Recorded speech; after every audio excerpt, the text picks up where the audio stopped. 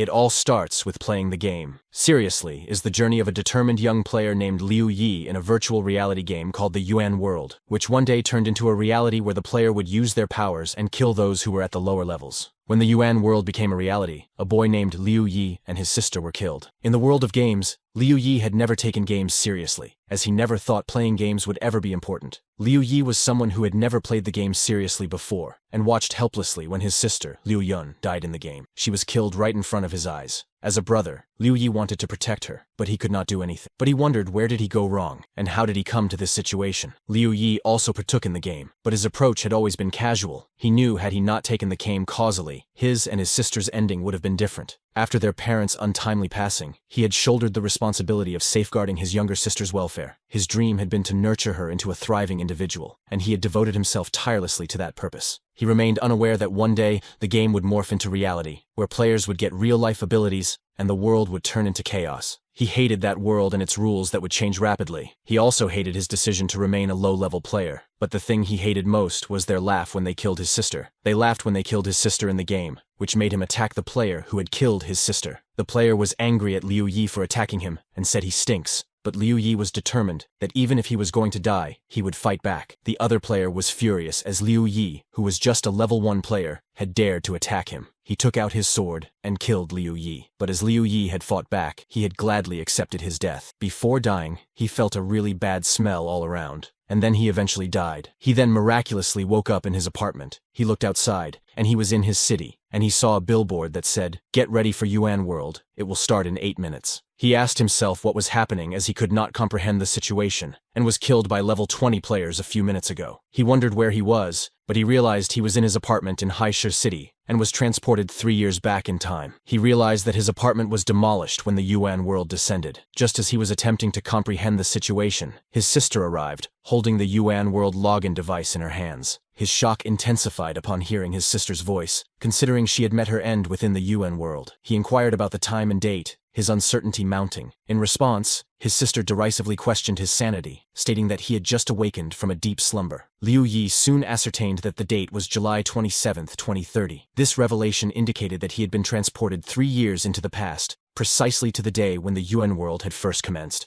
With a resolute determination, he made a promise to himself. He swore not to repeat the same mistake this time around, fully aware that treating the game casually would lead to the loss of not only his sister, but also his own life, as he had witnessed in the future. He made a solemn pledge to rise to a higher level within the game this time. He vividly remembered his demise in the future, which had been a direct result of his lower level, and was determined not to let that happen again. In the year 2030, precisely on July 27th, the virtual reality game Yuan World was officially launched. Just over a month later, on September 1st, it unexpectedly transitioned into reality, bestowing upon its players the physical abilities corresponding to their in-game characters. The players of Yuan World, who were once relegated to the bottom rungs of society, experienced an unprecedented transformation. With the game's transition into reality, they suddenly possessed the power to ascend to the pinnacle of society almost overnight. The power struggle in the Yuan World unleashed a wave of chaos that engulfed the entire world. In that world, Liu Yi found himself utterly powerless, having treated the game casually before it transitioned into reality. He rued his earlier foolishness, realizing that his choice to be a nonchalant player, devoid of abilities, had ultimately led to his death and humiliation at the hands of higher-level players. Yet, he was fortunate to secure a second chance, a chance to reincarnate and journey back 3 years in time, to the day when the Yuan World was initially launched. This time, his determination burned brighter than ever. He resolved to relentlessly strive to attain top-level player status, and,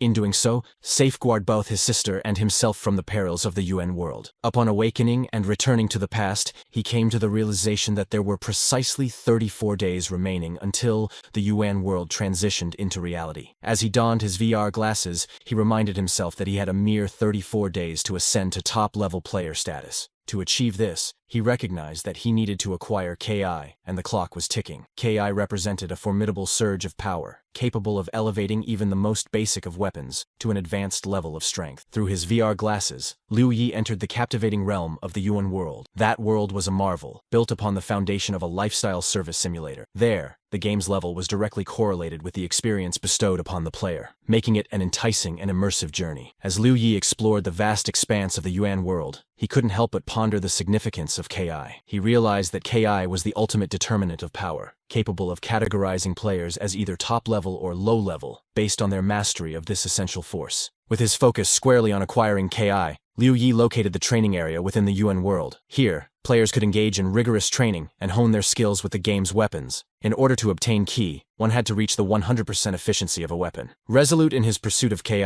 Liu Yi entered the training area with a firm decision to focus his practice on the katana, his preferred weapon of choice. Additionally, he considered the uncertainty surrounding which weapon would best suit him. With that in mind, Liu Yi decided to experiment with all available weapons in his quest to attain KI. After just 5 minutes of rigorous training, Liu Yi achieved 100% efficiency with the katana. However, he realized that this accomplishment did not result in obtaining KI. This revelation led him to conclude that the katana might not be the ideal weapon for him to gain KI. Recognizing the need to explore other options, he switched to a sword and commenced his training once again. Beyond the confines of the training area, a boy and a girl engaged in a lively conversation about the Yuan world. Their fascination with the world's lifestyle roleplay was palpable. They also held a particular fondness for the Limit Breaker run, as it injected a sudden surge of adrenaline, providing an exhilarating and almost surreal experience. What truly amazed them was the fact that they had explored the lower levels of the game, and yet, every moment had been thoroughly enjoyable. Their curiosity extended to the prospect of higher levels within the Yuan world, and the extraordinary experiences they might offer. They understood that the game's excitement and challenges increased in tandem with the level attained, making the higher levels even more enticing. While exchanging their thoughts about the wonders of the Yuan world, their attention was drawn to the training area. It became apparent that this was a dedicated space for weapon training, and they observed a lone player within its confines. Intrigued, they decided to step inside and identify the player. To their surprise, they found Liu Yi in the training area. The boy conveyed to the girl that these weapons seemed dull, and that Liu Yi appeared to be solely focused on enhancing his proficiency. He explained that to achieve full proficiency, a player had to strike the training dummy 10,000 times, a rigorous process required to reach the coveted 100% efficiency with the weapon. The girl, sharing a similar sentiment, considered Liu Yi somewhat peculiar in his approach. Understanding the importance of grinding, she opted to join the boy and participate in the grinding process. On the first day of his training, Liu Yi diligently achieved 100% proficiency with 3 weapons, including the sword, katana, and halberd. However, despite his progress, Ki remained elusive, frustrating his efforts. The following day, Liu Yi continued his relentless pursuit. He mastered 3 additional weapons, including the spear, axe, and shield, reaching 100% proficiency with each of them. Nevertheless, his persistent efforts did not yet yield the elusive Ki.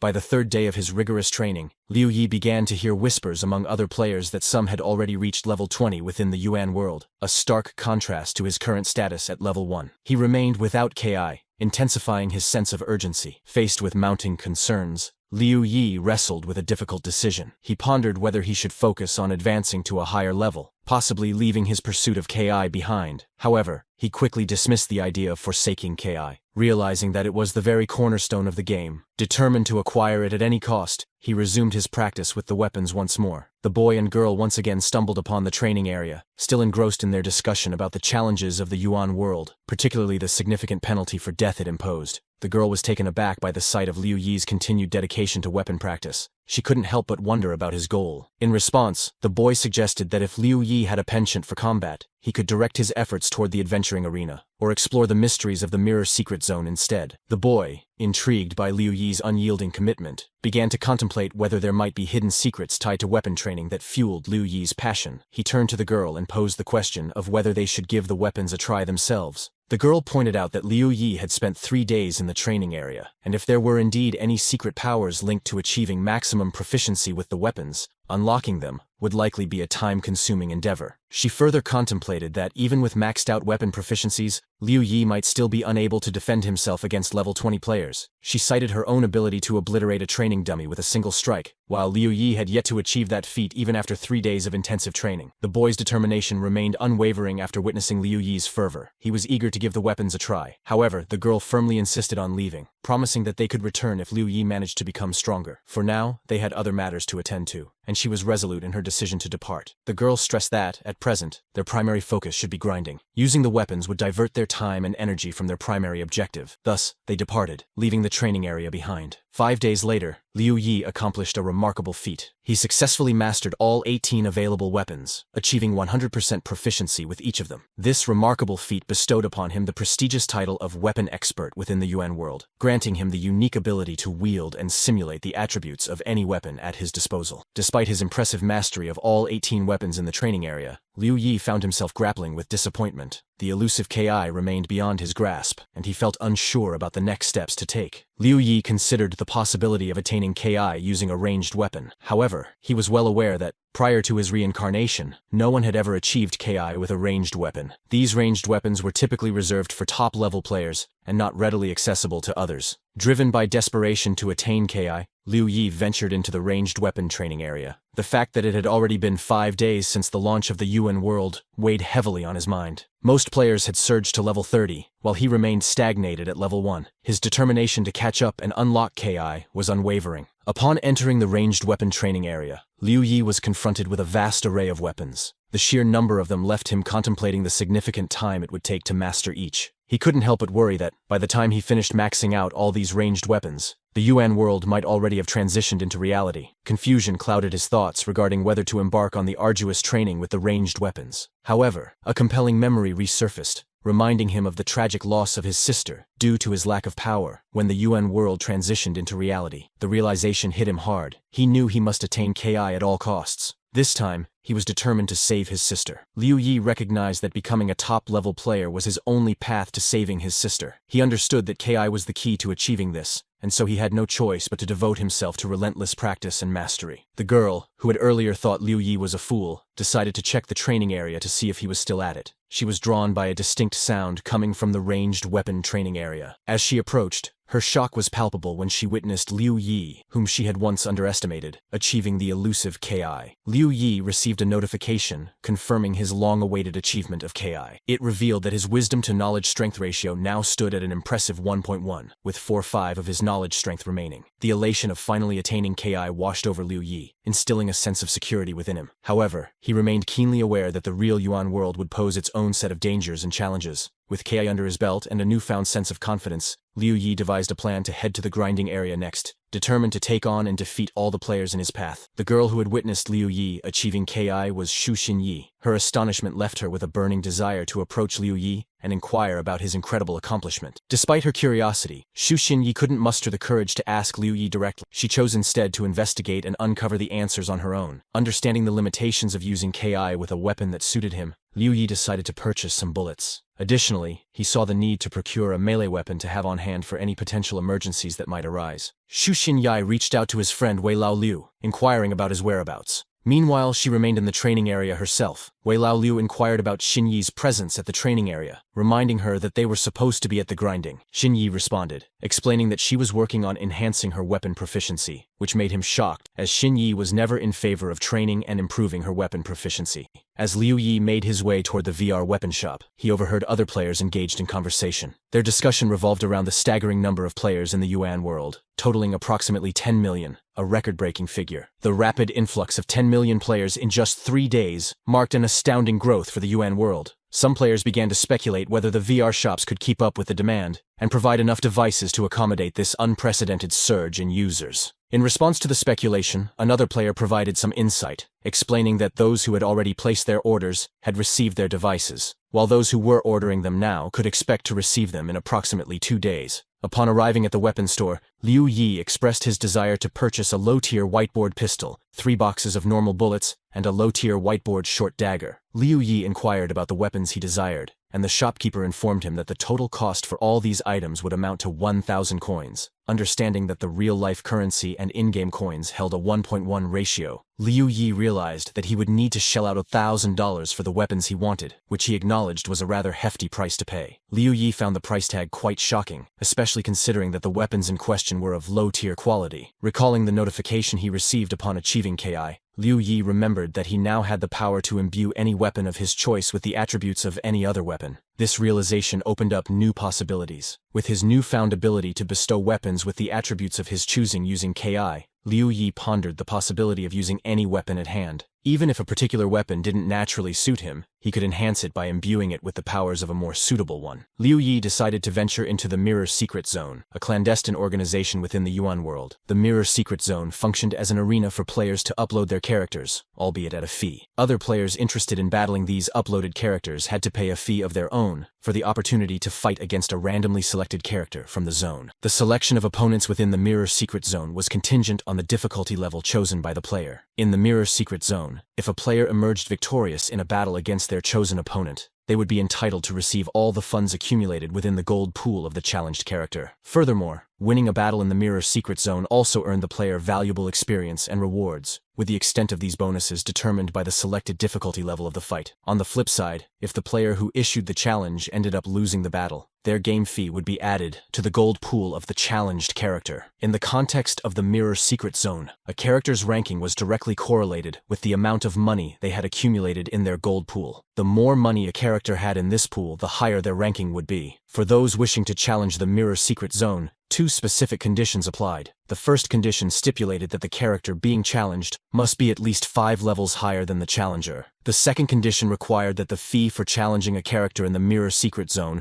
would amount to 10% of the reward that could potentially be won. Liu Yi contemplated his status as a level 1 player, but recognized that his possession of KI provided him with a valuable advantage, which meant he had a fighting chance against the characters within the Mirror Secret Zone. While contemplating the prospect of challenging a character, Liu Yi overheard a player who had just experienced a loss. The defeated player was visibly disheartened, having lost not only his hard-earned money, but also suffered the setback of a level reset, a consequence for those who were defeated in the Mirror Secret Zone. A sympathetic friend offered words of comfort, reassuring the disheartened player that he should not despair. The friend emphasized that his weapons remained safe, as there were instances where a challenger's defeat could lead to the loss of items, which fortunately had not occurred in this case. Upon Liu Yi's entrance into the Mirror Secret Zone, a hushed astonishment swept through the other players present, who were taken aback by the presence of a level 1 player in the arena. Speculations regarding Liu Yi's equipment began to circulate. Many assumed that he was equipped with only a ranged weapon, which was not particularly favored in the Yuan world, and thus contributed to their surprise. One player speculated that Liu Yi had likely ventured into the Mirror Secret Zone as a curious newcomer, lacking the necessary experience and equipped with subpar gear, further reinforcing the perception of him as a novice. In line with the prevailing skepticism, another player made a prediction that Liu Yi would inevitably face defeat, contributing all his game fees to the gold pool. This player held the view that Liu Yi was not a significant player in the arena. Liu Yi, undeterred by the skepticism and the negative expectations surrounding him,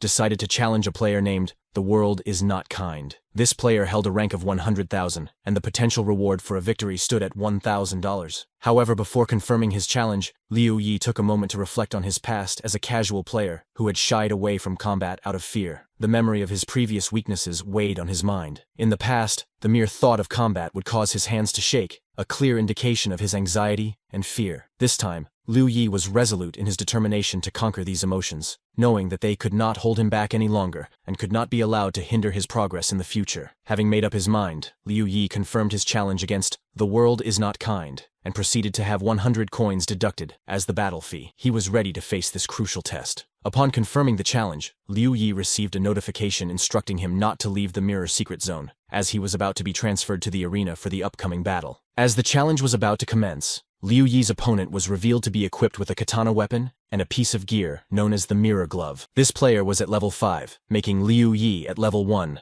eligible to compete against him. In his first battle, Liu Yi found himself struggling with nervousness, leading to shaking hands that proved to be an annoyance. However, despite the initial challenge, he managed to secure victory, defeating his opponent and advancing to level 5, marking a significant milestone in his journey. With his newfound level 5 status, Liu Yi decided to take on a new challenge by challenging a player at level 10, capitalizing on his eligibility to face characters at this higher level. Two boys observed Liu Yi for him to select an opponent within the Mirror Secret Zone. They had initiated the bet regarding Liu Yi's next battle. As Liu Yi faced the decision of selecting his next opponent, he felt his legs trembling once more. Nevertheless, his determination remained unwavering, and he ultimately opted to challenge the Lightning Strike with a potential reward of 15,768. The boys who had been patiently waiting for Liu Yi to make his choice were taken aback when they saw him select Lightning Strike as his opponent. This unexpected decision surprised them. A guy named Gang Zi couldn't believe his eyes when Liu Yi chose Lightning Strike as his opponent. This player had garnered a formidable reputation as an undefeated top-tier competitor in the arena. Gang Zi was utterly perplexed by Liu Yi's decision to challenge Lightning Strike, the strongest and undefeated player, especially when he had the option to select anyone from the list of level 10 players. The choice left him in deep confusion. Gang Zi's apprehension grew as he considered the strength of Lightning Strike. If Liu Yi were to lose, they would lose all their money, and they'd also have to pay those who had wagered on Lightning Strike to win. The stakes were high. The two guys found themselves in a quandary, uncertain about whether to proceed with the bet they had already activated. Despite their reservations, they realized they had no choice but to follow through with the wager. Gang Zi suggested that they should keep a low profile and refrain from advertising their bet. It would be best to maintain a sense of calm until the outcome of the battle was determined. Not only Gang Zi and his friends, but all the other bettors were also amazed at Liu Yi's exceptional courage. Challenging an undefeated character like Lightning Strike was a bold move that had everyone talking. The prevailing sentiment among the bettors was a strong conviction that Liu Yi would lose the battle, given his comparatively basic whiteboard equipment. Many believed that the bet host was effectively giving away free money by arranging such one-sided battles. As the understanding went, equipment would receive an upgrade every 10 levels, and in this case, Liu Yi possessed no equipment while his opponent, Lightning Strike, was equipped with formidable gear. This knowledge led to a widespread belief that Lightning Strike would easily overcome Liu Yi in the battle. Consequently, all the bettors placed their wagers on Lightning Strike, causing the total bet to reach a substantial 200,000. Gang Zi and his friend were left disheartened as they had placed their bet on Liu Yi, making them the minority in the wager. The battle commenced. With Lightning Strike wielding a katana weapon and sporting elite set equipment, it was a formidable combination. Initially, Liu Yi was filled with fear as he faced the Lightning Strike. However, he swiftly harnessed his ki and managed to overcome his opponent, prevailing in the battle by effectively wielding his dagger. The intensity of the battle gave Liu Yi pause for thought, and he realized the importance of taking it slow and not rushing to challenge opponents who were significantly stronger. This strategic consideration was crucial for his future endeavors. Despite the initial adversity, Liu Yi emerged victorious and received his well-deserved reward. His level was now upgraded to 13, and he was granted a level 10 skill upgrade. The time had come for him to make a choice regarding his level-up path. Liu Yi found himself at a crossroads, with two available paths to choose from. The first option was the Kai Heal path, which would grant him the ability to convert 1 knowledge strength into an additional 100 HP, with each skill level up increasing this ratio by an additional 10 HP per knowledge strength used. The second path he could opt for was the KI damage path, which offered a different set of benefits. This path would allow him to inflict 25 damage to his opponent every second during the last 10 seconds of the game for each knowledge strength used. As the impending battle approached, Gang Zi and his friend found themselves surrounded by other players who had bet on Lightning Strike. These bettors made it clear that they had no intention of allowing Gang Zi and his friend to escape or log out of the game before the outcome of the fight was determined. The confident bettors were absolutely convinced of their victory and made a promise to Gang Zi that, should they emerge as winners, they would not permit him and his friend to escape. They even went as far as to threaten to track them down offline and ensure that they were never left alone in real life either. Their determination was palpable. With Liu Yi's victory, Gang Zi and his friend were filled with elation, relieved that they wouldn't have to fulfill their wager obligations. In contrast, the opposing team, which had bet on Lightning Strike, was left in shock and dismay as they realized they had lost all their money. The tables had turned dramatically. As Liu Yi was presented with the choice between two skills, his sister called out to him, requesting that he come and join her for a meal. Liu Yi logged out of the Yuan world and joined his sister for a meal. She had thoughtfully prepared his favorite dish, fried meat with mushrooms. While sharing the meal with his sister, Liu Yi's mind was preoccupied with the skills in the Yuan world. He had been unaware that the game offered two skill paths, one focused on healing and the other on causing damage. Liu Yi gradually discovered the details of the two skill paths in the Yuan world. One knowledge strength invested in ki damage could deal 25 damage per second to the opponent, but the total damage amounted to only around 250. Conversely, he understood that the ki heal path would enable him to restore HP in the game, potentially proving valuable in various situations. A thought crossed Liu Yi's mind. He pondered whether the Kai Heal skill would have the ability to mend injuries and ailments when the Yuan world transitioned into reality. The prospect of its real-world applications intrigued him. Liu Yi continued to contemplate the potential benefits of the healing skill. If it could indeed heal injuries and maintain health in the real Yuan world, he realized that this skill could be an invaluable asset for his future endeavors. Liu Yi foresaw a multitude of advantages that the healing skill could offer him. It could prove invaluable when facing higher-level players or formidable bosses. Additionally, possessing healing abilities could make it easier for him to assemble a party and work together with other players to overcome challenges in the Yuan world. With a newfound understanding of the skills and their potential applications, Liu Yi made his decision. He headed back to his room, ready to re-enter the Yuan world and continue his journey. Within the Yuan world, Gangzi found himself in a favorable position after winning the bet. The other bettors who had previously threatened him were now in a vulnerable position and pleaded with him to consider accepting only half of the owed amount. However, Gangzi remained resolute and declined their request, showing no inclination to be lenient. While Gangzi was in the process of pressuring his opponent for the money they owed, a character manager from the New Order clan named Chicken Crown arrived on the scene. Without warning, Chicken Crown punched Gangzi, causing a sudden altercation. Gangzi, feeling apprehensive, attempted to defend himself by explaining that he had merely initiated the bet and had no control over Liu Yi's choice. In response, Chicken Crown challenged this explanation, pointing out that Gangzi had benefited significantly from the bet's outcome. In response to Chicken Crown's assertion, Gangzi expressed his willingness to surrender all the money he had gained from the bet. He seemed eager to make amends and avoid further conflict. Chicken Crown, uninterested in the money, revealed that he had an alternative request. He expressed a need for assistance from Gangzi, indicating that he had a different task in mind. Liu Yi, resuming his journey in the Yuan world, made his decision and selected the Key Heal skill as his path for the future. Upon selecting the Key Heal path, Liu Yi's progress was notable. He gained 15.6 combat power and earned the title of a low-level warrior. Additionally, all his attributes received a significant boost, effectively doubling his capabilities. As a result of this significant attribute boost, Liu Yi, who was at level 13, now possessed attributes equivalent to those of a level 26 player. This enhancement was a considerable advantage in his journey within the Yuan world. Liu Yi's remarkable attribute boost was a direct result of his achievement in all attribute weight functions, which was denoted by a ratio of +1. This accomplishment significantly enhanced his in-game capabilities. Undeterred, Liu Yi continued his journey in the Yuan world, choosing to challenge another player in the Mirror Secret Zone. This time, he selected Lightning Strike, who was a level 20 player. With his newly advanced attributes following the selection of the Key Heal skill, Liu Yi contemplated whether he could overcome a level 20 player like Lightning Strike. His increased capabilities gave him a newfound sense of confidence, but the outcome of the battle remained uncertain. Deciding to put his newfound power to the test, Liu Yi confidently confirmed his challenge against Lightning Strike. The battle that lay ahead would reveal the extent of his growth and the effectiveness of his chosen Key Heal skill. Just as Liu Yi challenged the Lightning Strike, all the bettors at the arena were speculating about their last best. Most of them had bet against Liu Yi, and they were shocked as he won. One bettor had placed his money on Liu Yi, and he was happy as he made the right choice. The spectators in the arena received a notification about another open bet, specifically for the battle between Liu Yi and a level 20 player. They were intrigued by this new bet and wondered who had initiated it. In response to their inquiry, one bettor informed the group that Chicken Crown was the one who had opened this particular bet. One of the bettors wasted no time and placed a substantial bet of 300,000 on Liu Yi. He expressed his confidence in Liu Yi's abilities and encouraged others to follow suit, firmly believing that Liu Yi would emerge victorious against the level 20 player. Gangzi, along with his friend, decided to go all in with their bets on Liu Yi. However, his friend cautioned him that Chicken Crown had instructed him to promote the bet and had not made any mention of placing their own bets. This decision carried a significant risk for them. Gangzi remained resolute in his belief that Liu Yi would emerge victorious. However, his friend expressed concern about their safety, reminding him of the previous encounter with Chicken Crown, which had turned physically threatening. Gangzi seemed undeterred, reiterating that he bore no responsibility for this bet, as it was initiated by Chicken Crown. He appeared confident that he had nothing to fear in this instance.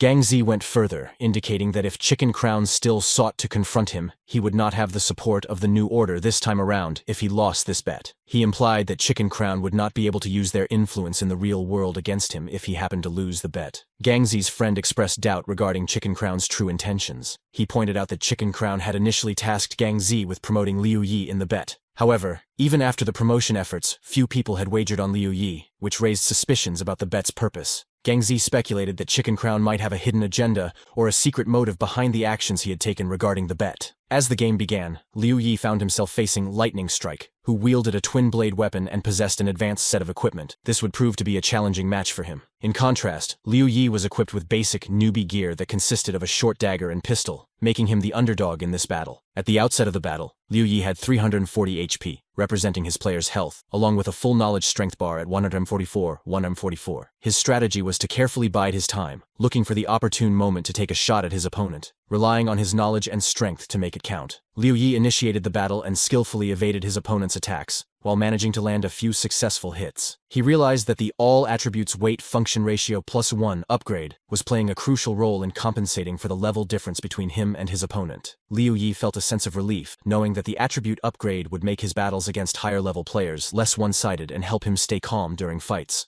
The flashback of the player who had killed him in the real Yuan world disrupted Liu Yi's focus during the battle. Liu Yi's hesitation during the battle was due to his fear of dying again, which had been a traumatic experience for him in the past. This fear was causing his legs to tremble and his hands to shake, making it difficult for him to continue the fight. Liu Yi's internal struggle was evident during the battle, but he ultimately overcame his fear and successfully defeated his opponent. This victory marked a turning point for him, and he was determined to shed his old self and become a stronger, braver player in the Yuan world. Liu Yi's victory not only rewarded him with a significant amount of in-game currency and experience points, but also brought him to level 20. This achievement gave him a substantial advantage over many other players and marked his progress toward becoming a formidable player in the Yuan world. Liu Yi's victory had been a major upset for those who had bet on the lightning strike. The betting area's chaos and the shock of losing money were the common reactions in that situation. It seemed that Liu Yi's surprising win had significant repercussions in the Yuan world for the bettors. It was possible that Chicken Crown's intention was to raise awareness about Liu Yi's strength, possibly for future purposes. Promoting the bet and letting Liu Yi defeat higher-level players would certainly make him more well-known and respected in the Yuan world. Gang Zi and his friend seemed to have figured this out and realized the bigger picture behind Chicken Crown's actions. It seemed that Liu Yi's next logical step would be to challenge the level 30 player, Lightning Strike, given his recent victories and his growth in levels and skills. This would certainly be an exciting and challenging battle, and it would further cement Liu Yi's reputation in the Yuan world. Chicken Crown manipulated the situation to create a strong belief in Liu Yi's abilities, and then set the stage for the level 30 character, Lightning Strike, to win the next challenge, potentially profiting from the bets placed on that battle. This was a clever strategy to control the outcomes of the battles, for his own benefit. Gang Zi and his friend remained puzzled about Chicken Crown's exact plan for making Lightning Strike win the next battle. They couldn't fully understand how he intended to influence the outcome. Their uncertainty only heightened their belief that Liu Yi might face a considerable challenge if he were to challenge Lightning Strike at level 30. Liu Yi, unwavering in his determination to grow stronger, carefully examined the list of level 30 players. There, he came across a formidable player named the Lightning Strike from the New Order clan, which caught his attention.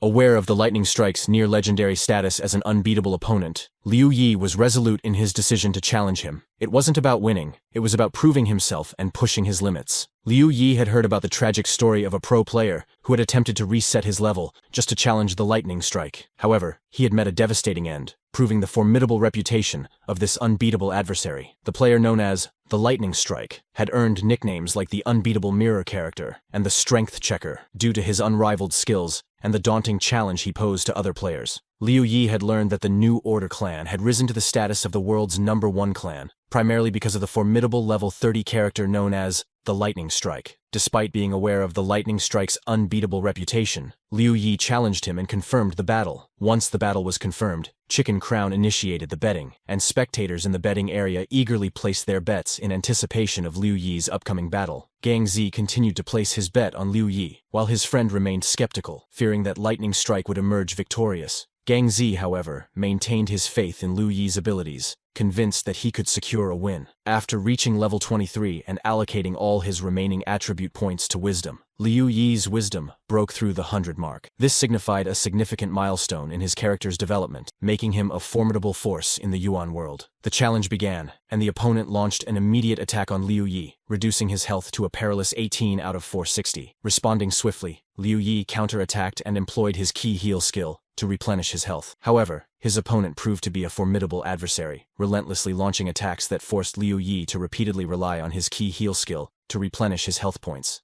Liu Yi soon recognized the immense power of his opponent. Despite having the attributes of a level 26 player, he was struggling immensely against this formidable foe. Liu Yi recognized that he needed to acquire additional skills to stand a chance against his formidable opponent. He decided to learn the Blessing skill, knowing that it was crucial for victory. After acquiring this skill, his attributes received a significant boost of 10, and he was promoted from a low-level warrior to a medium-level warrior. Liu Yi devised a strategy to put all his knowledge strength into the Blessing skill. He was aware that his current level might not be sufficient, so he aimed to leverage his attributes and skills to compensate for it. Liu Yi wisely utilized all 200 of his knowledge strength to enhance his attributes by 200, granting him a significant advantage for the next minute of the battle. Confident in his newfound strength, Liu Yi believed that a mere minute was all he required to defeat his formidable opponent. Onlookers were overwhelmingly in favor of the lightning strike mirror character, fully aware of his unbeatable reputation. They believed that a level 23 player had no chance against the undefeated lightning strike. If such a feat were possible, that player would undoubtedly ascend to professional status within the Yuan world. Liu Yi, on the other hand, was struggling to overcome his opponent, realizing the true reason the lightning strike had earned his undefeated reputation. In addition to his superior attributes, the opponent player possessed exceptional equipment and a passive skill that allowed him to lock his HP. It was clear that without significantly better attributes, defeating the lightning strike, even if you were just 5 levels lower than him, was nearly impossible. But Liu Yi thought he was different and could defeat his opponent. He was curious to see whose skill would finish first out of his blessing skill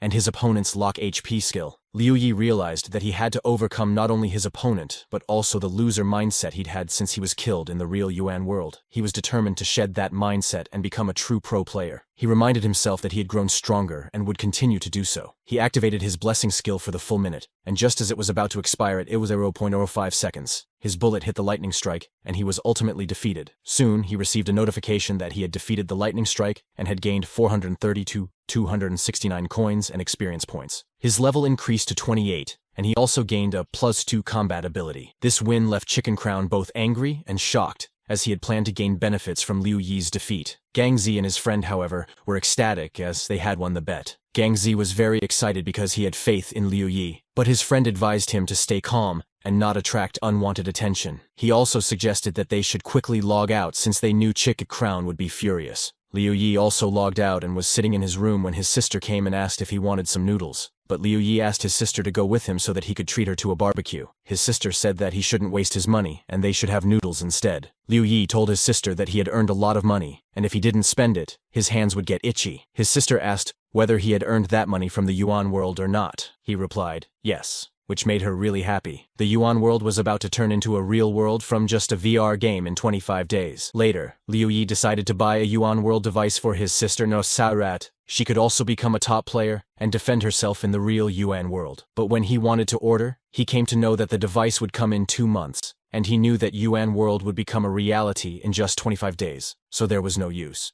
That meant he had to be even stronger in order to protect his sister in the real Yuan world, where she would have no game experience. Liu Yun, who was Liu Yi's sister, called her best friend Nian Chu for a meetup. She wanted her friend to marry her brother, as her friend was beautiful and sweet. She wanted them to pair up so that she did not have to worry about her brother's future. Nian Chu asked Yun why she called her, to which she hid her motif and told Nian Chu that she called her just for a walk. Yun asked Nian Chu where she had been, as she had not seen her in the group chats as well. Nian Chu said she had been playing games as her parents were forcing her to do so, but she hated playing games. Chicken Crown was seething with anger after Liu Yi had won the last battle, and he was determined to find out his real-world identity and whereabouts. He also hit a girl at Music Garden ATV. He told the girl that he did not need the girl's pity or comfort, and kept on hitting the helpless girl. People who were watching Chicken Crown doing all that really hated him for hitting the girl. They also commented that he always did the same, and tended to hit those who were lower than him. When Chicken Crown heard these comments, he got furious and asked all of them to go away, as they feared him. A call came through on Chicken Crown's cell phone. The caller was inquiring about Liu Yi's real-world location, but Chicken Crown couldn't provide that information. Frustration welled up within him, and he firmly declared that he'd hand over the money only after obtaining Liu Yi's real-world address. Liu Yi logged in and made his way to the Mirror Secret Zone. Upon his arrival, Liu Yi realized that the Mirror Secret Zone had the highest level players, all of them being at level 30. This meant that he had already conquered the most formidable opponent, Lightning Strike, and there were no stronger challengers left for him in the Mirror Secret Zone. He, however, decided that his next step would be the dungeon. Before embarking on his next adventure in the dungeon, Liu Yi understood the importance of upgrading his weapons and equipment. He had been relying on the most basic gear throughout his previous battles, and he knew it was time for an upgrade. He went to the weapon shop, where he saw 2 different sets of weapons. One set was priced at 20,000, called the level 20 green tier equipment set. The other was the level 20 blue tier equipment set priced at 50,000 Goen coins.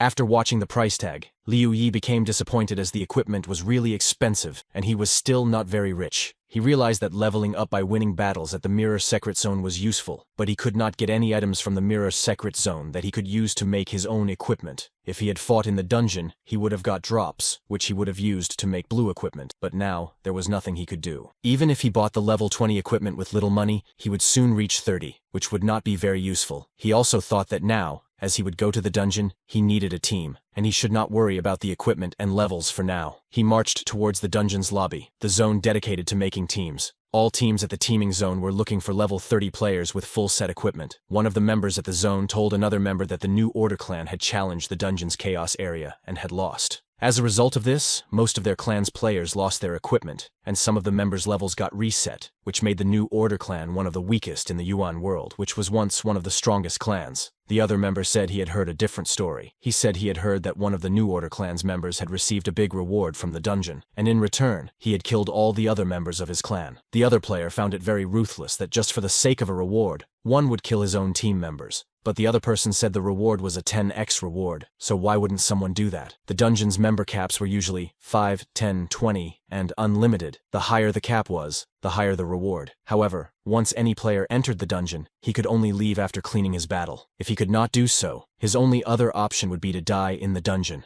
So either you could clear it, or you could die. There is no other way. Those who die in the dungeon would have repercussions in the form of a level reset and equipment loss. Therefore, teams usually recruit their player cautiously. With his strengths, Liu Yi could join the level 30 dungeon with a party cap of 10. But he knew if he died in the dungeon, he would have to level up again. So he decided to go for a level 25 dungeon with a party cap of 10. It was easier for him to find a team that way. When Liu Yi started pitching to different groups, they all refused to take him as they wanted a level 30 player with a full set of equipment. All this shook Liu Yi's confidence, as he was the one who had defeated the Lightning Strike mirror character, and the teams were refusing him just for his level and equipment. He got demotivated and thought he had to join a low-level dungeon team to earn new equipment, but that would waste a lot of his time. Just as he was thinking about going for low-level dungeons, he heard someone asking him to join their team as they lacked a member. That offer came from Chicken Crown. He further said that they were about to challenge the Chaos Area level 35 dungeon party cap of 10, and they needed one player to reach the party cap of 10. He also added that they already had the strength and power to fight their opponents, but they only needed one more player to fill the party cap. Liu Yi thought the guy looked familiar and had already seen him. Chicken Crown got irritated by Liu Yi's silence and said if he was not willing to join them, then he would find someone else. Fearing this warning, Liu Yi immediately accepted the offer and followed Chicken Crown. The Chaos Area level 35 dungeon's entrance was located in the middle section of Shu Mountain outside Mushu City. Poor people had to leave Mushu City on foot to the dungeon's entrance. However, those who were rich had an opportunity to use the dungeon's teleportation gate at Mushu City, and they would be transported directly to the dungeon's location. The other members of Chicken Crown's clan asked him why he had selected someone who only had a piece of newbie equipment. Liu Yi observed that this clan only had rich players, and all of them had immortal equipment. He once nearly wanted to snatch some of their equipment, but he then dismissed his thoughts as he found them ridiculous. One of the members of the clan shouted in excitement that they had reached the party cap, and he wanted to reach level 40. After hearing this, his other fellows said that if he wanted to reach level 40, that meant he would soon upgrade his equipment, so he must donate it to his fellow. He, in reply, said that if his fellow wanted his equipment, he should give him his weapon and choose any 3 of his equipment, to which his fellow refused. They all then marched towards level 35 dungeon under Chicken Crown's guidance. And Liu Yi said to himself that they all were really good, and he must not think anything bad about them since they were taking him to level 35 dungeon. When they entered the dungeon, they saw a huge crystal there. One of the members speculated that the dungeon seemed like a defensive type of dungeon. Chicken Crown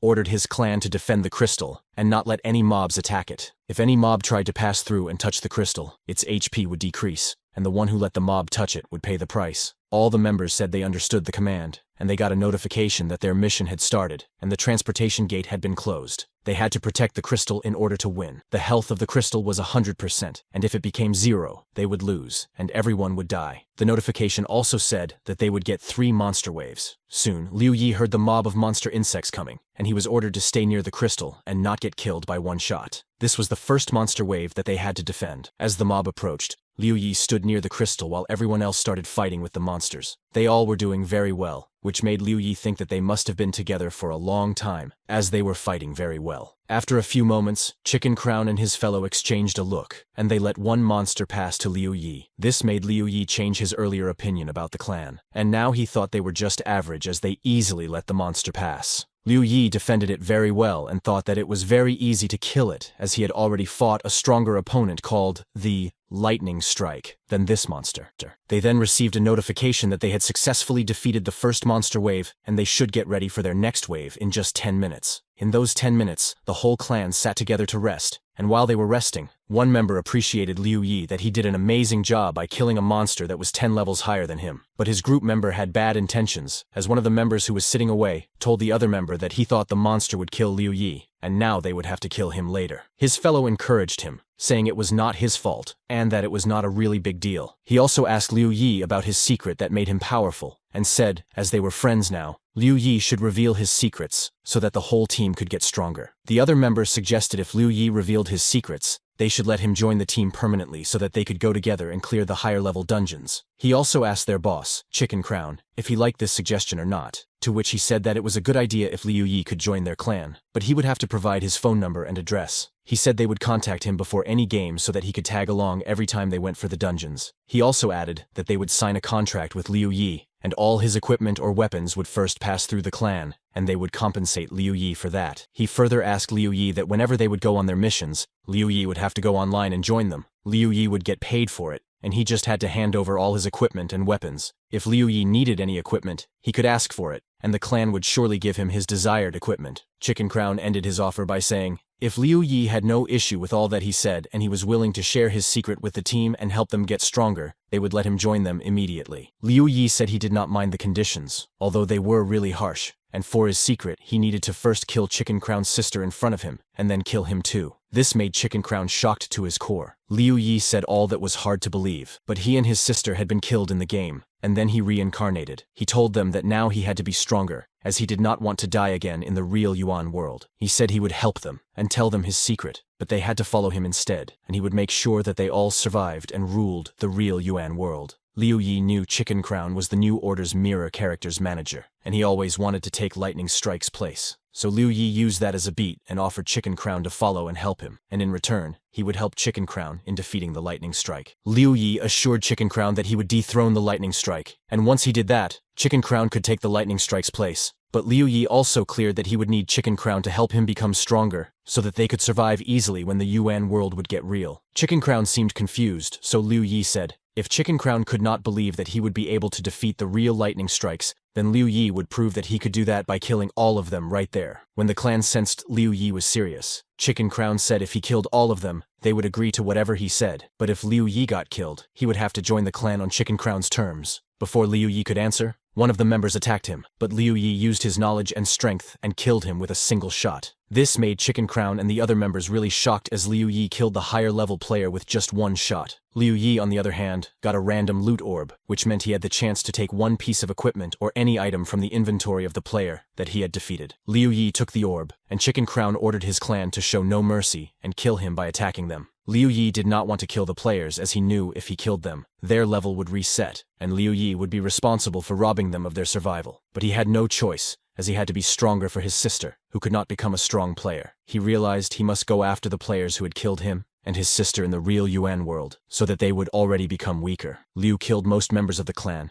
and Chicken Crown was confused about that as Liu Yi was a lower player. Chicken Crown himself was a very strong player, but he also had a strong and influential background, which meant he had immense support in the Yuan world. Chicken Crown speculated that Liu Yi was, of course, strong as he had already defeated the Lightning Strike's mirror character, who was at level 30. Chicken Crown warned Liu Yi and said he must stop as if he killed everyone. He would have to clear the dungeon alone, which was quite dangerous, and if he died, his level would reset. Liu Yi replied that he would not care about that as he could increase his levels all over again from the mirror secret zone, and it would only take one day. However, he also warned them about the fact that if they got killed by Liu Yi, they would lose their equipment and they would not be able to level up by defeating the mirror characters. Chicken Crown said that he could gather a few people and would block Liu Yi from entering the Yuan world. Liu Yi did not care about his threat and killed all the other members of the clan in front of Chicken Crown. This made Chicken Crown think of his higher boss, who had ordered them to stay as the top player, and he would only support them if they stayed on the top. The boss had issued a warning that if any player failed, he would stop supporting him, and would also expose his bad deeds. After recalling his boss's threat, Chicken Crown fell to his knees and begged for his life in front of Liu Yi. He said to Liu Yi if he would spare him, Chicken Crown would tell him a secret about the Yuan world. Liu Yi was interested in the secret, but Chicken Crown said first he had to promise that he would not kill him. This made Liu Yi not interested in the secret anymore, and he shot Chicken Crown,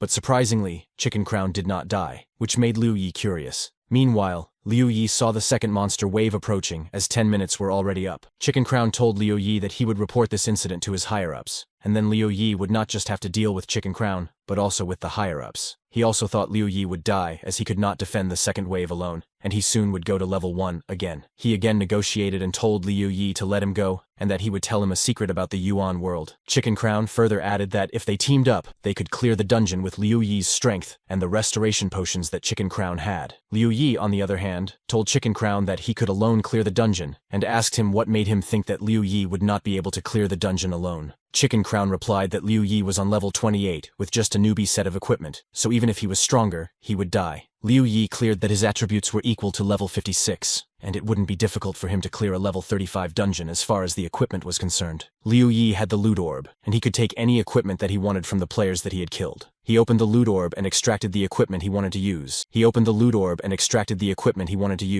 The equipment that Liu Yi had extracted from the defeated players consisted of a frost undershirt, swift battle suite, battle gauntlets, speedy battle shoes, and a moonlight katana. After he had received the equipment, his comeback ability rose to 46, and he was very thankful for his Deed clan members who had gifted him the free equipment. With the new equipment, Liu Yi's combat ability was 3 times higher than before, and he thought the Dead clan members were really average players, as they could not make good use of such amazing equipment. Liu Yi taunted Chicken Crown by saying he and his clan members could not defeat him with such great equipment, which meant they were good for nothing. Chicken Crown, however, was still not convinced that Liu Yi could clear the dungeon along with all the new equipment and enhanced power, because he thought it was nearly impossible. But Liu Yi fought the monster wave with great courage, and started killing the monsters with just one shot. He did not even need to use his knowledge strength with the powerful moonlight katana. He saw his decreasing HP, and used his Kai Heal skill to fill it up. His Kai Heal skill made Chicken Crown, as he did not know that Liu Yi also had healing powers. But Chicken Crown warned Liu Yi that he would die first as he had to kill the bugs, and Chicken Crown only had to dodge them. Chicken Crown added that he would be really happy to see arrogant Liu Yi die in front of him. Liu Yi asked him to worry about himself instead. During the fight, Liu Yi's HP would go down several times, and he would use Kai Heal to restore it. This was shocking for Chicken Crown, as he knew one could only bring limited restoration portions with them to the dungeon. His own HP was low, and he wanted to use his restoration potions, but when he went to the inventory, he saw that there were no potions left as he had already used all the available ones. As Chicken Crown was looking for potions in his inventory, he was attacked by the mob, and he got killed as his HP had finished, and he had no restorative potions to restore it. This made Liu Yi the last member left of the clan, and if he cleared the dungeon alone, he would get a 10x reward. After Chicken Crown's death, Liu Yi gained a gold loot orb, which allowed a player to get 3 pieces of equipment or items from the dead player's inventory. Liu Yi expected a gold orb from Chicken Crown's death as he was the mirror character's manager. He then noticed his knowledge, which was 5564. He thought that his knowledge strength was really low. Even if he rested for 10 minutes before the third wave, he would only recover half of it. He was unsure if he could clear the last monster wave with half of the knowledge strength. He regretted the fact that he had used all his knowledge and strength during his encounter with the clan, and he should have waited till the last wave. Now, he only had a chance if he found something good from the Chicken Crown's inventory, using the gold orb. So he opened the gold loot orb, where he had to choose any equipment or items. He knew his strength, agility, and armor would soon reach 100, and if he got any equipment that could increase these 3 attributes, his combat ability would increase even further. He then extracted his desired equipment from Chicken Crown's set of equipment, which included an amber earring and a pendulum pistol. The amber earring had affected his attributes and gave Liu Yi a +10. After getting this equipment, he not only boosted his attributes, but he had also upgraded his main weapon, which obviously made his day. However, the fact that this new weapon would take 1 minute to refill made Liu Yi a little curious. But overall, he was happy with this inventory haul. 4 of his attributes exceeded 100, and his combat ability was way higher than before. He jokingly thanked Chicken Crown and his teammates, as they had given him this opportunity. He was only lacking in his level, and if he cleared the dungeon alone, his level would also go up, and he would be considered a top player in the Yuan world. Chicken Crown, after the defeat, went to the player's revival point. He had to defend himself in front of his leader for his defeat. He did so by telling the boss that Liu Yi had some mysterious power that allowed him to have greater attributes than his level, and kill all his teammates. He also added the boss must believe him as he knew the dungeon's difficulty level was 35, and it was impossible for a level 28 player with a party cap of 10 to clear it alone. Therefore, it was evident that Liu Yi knew some secrets about the Yuan world that they did not know. The boss finally bought whatever Chicken Crown said, and he gave him a chance to level up again. The leader also ordered Chicken Crown to leave Liu Yi to him now, as he had decided that he would send some other people to deal with Liu Yi. Chicken Crown was grateful to his boss for the second chance that he had received, and he was happy that now the arrogant Liu Yi would pay for his deeds. Liu Yi's sister, Liu Yun, and her friend, Nian Chu, were sitting in a random cafe in the real world. Chu was really frustrated by the game her parents were forcing her to play. She was ranting about the stupid game in front of Yun, and Yoon was really curious about this game. Chu told Yoon that her parents were not only forcing her to play the game, but they had invested a lot of money in the game, and were also forcing her to level up every day. Chu, however, wanted to play the game on her own terms and not like a puppet in her parents' hands. Chu suddenly had an idea, and she offered Yoon to play the game with her at Yoon's house. Yun was happy to hear that, as she always wanted Ni and Chu to spend some time with her brother so that they could get to know each other better, but she did not have the device. Chu begged Yoon to play the game with her, and when Yoon agreed, she was very happy, and they both decided to go get the devices. Liu Yi was about to encounter the third and last monster wave, and he was determined to rule the Yuan world by fighting in battle. He finally encountered the mob and started killing the bugs fearlessly. He also encountered the level 35 monster boss, which was way more powerful than the mob bugs. But Liu Yi had great courage, and he defeated the monster boss without any difficulty. Soon after the boss's death, Liu Yi received a notification that he had successfully cleared the dungeon and had received his 10x reward. He had also unlocked the achievement of Solo Dungeon Clear and obtained the title of Ultimate Comeback Fighter. Moreover, he instantly got the level upgrade and jumped to level 36. Due to his solo dungeon clear, he had unlocked the level 30 key skills called Silence and Freeze Lock skills. The Silence skill would let the player disable all the skills of his opponent 5 seconds using 50 of his knowledge strength. For every 1 second, the player would have to spend 10 more knowledge strengths, and the skill needed 1 minute as a cooldown time. The second skill, called the Freeze Lock skill, would let the player freeze his opponent for 10 seconds by spending 50 knowledge strengths. After the win, he felt relieved and was sitting on the corpse of the dead monster boss, thinking he had achieved his goals of becoming equal to the top players, and now no one would be able to reject him if he asked to join any team in the future. He logged out and put his VR glasses back as he needed a break. He went to the balcony and thought he had been becoming stronger day by day, but it would have been better if his sister had gotten the player's identity. Just as he was indulging in his thoughts, he heard his sister come into the room with Yuan World's VR device in her hands. She said it was very difficult to get that device, but her friend Nine Chu had some strong connections, and just because of her, Yun was able to get her hands on this device. After seeing that Yun also got the device, Liu Yi was really happy as he always wanted his sister to get the player's identity and become stronger before the Yuan world got real. Yun informed her brother that her friend, Ni and Chu, would be living with them for a couple of days, thinking that Liu Yi would notice her friend and would become interested in her. But Liu Yi paid no attention to her friend and was really excited about the arrival of the Yuan World VR device. His sister was annoyed as she thought her brother should meet Ni and Chu, and instead of doing that, he was just interested in the VR device. Ni and Chu, on the other hand, also wondered why Liu Yi was so interested in just a VR game device. Just a day ago, in a random level 40 dungeon, a new Order Team 3 was sitting around a fire. The members were planning to challenge Team 2 after clearing the level 40 dungeon, and, as a result, would get their salaries doubled. They all thanked one of their players, a girl named Wei Shi, for obtaining a special ability that made them easily clear the dungeon. Their leader, Chao Yang, suggested that after clearing the dungeon, Wei Shi should go for Team 1, as she would have a greater chance of becoming a top player with Team 1. However, the team members did not like this suggestion, as they regarded Wei Shi as their strongest player, and they needed her help to get stronger and grow further. Moreover, they had put their time and efforts into nurturing Wei Shi, and if they lost her now when they needed her the most, their level would drop.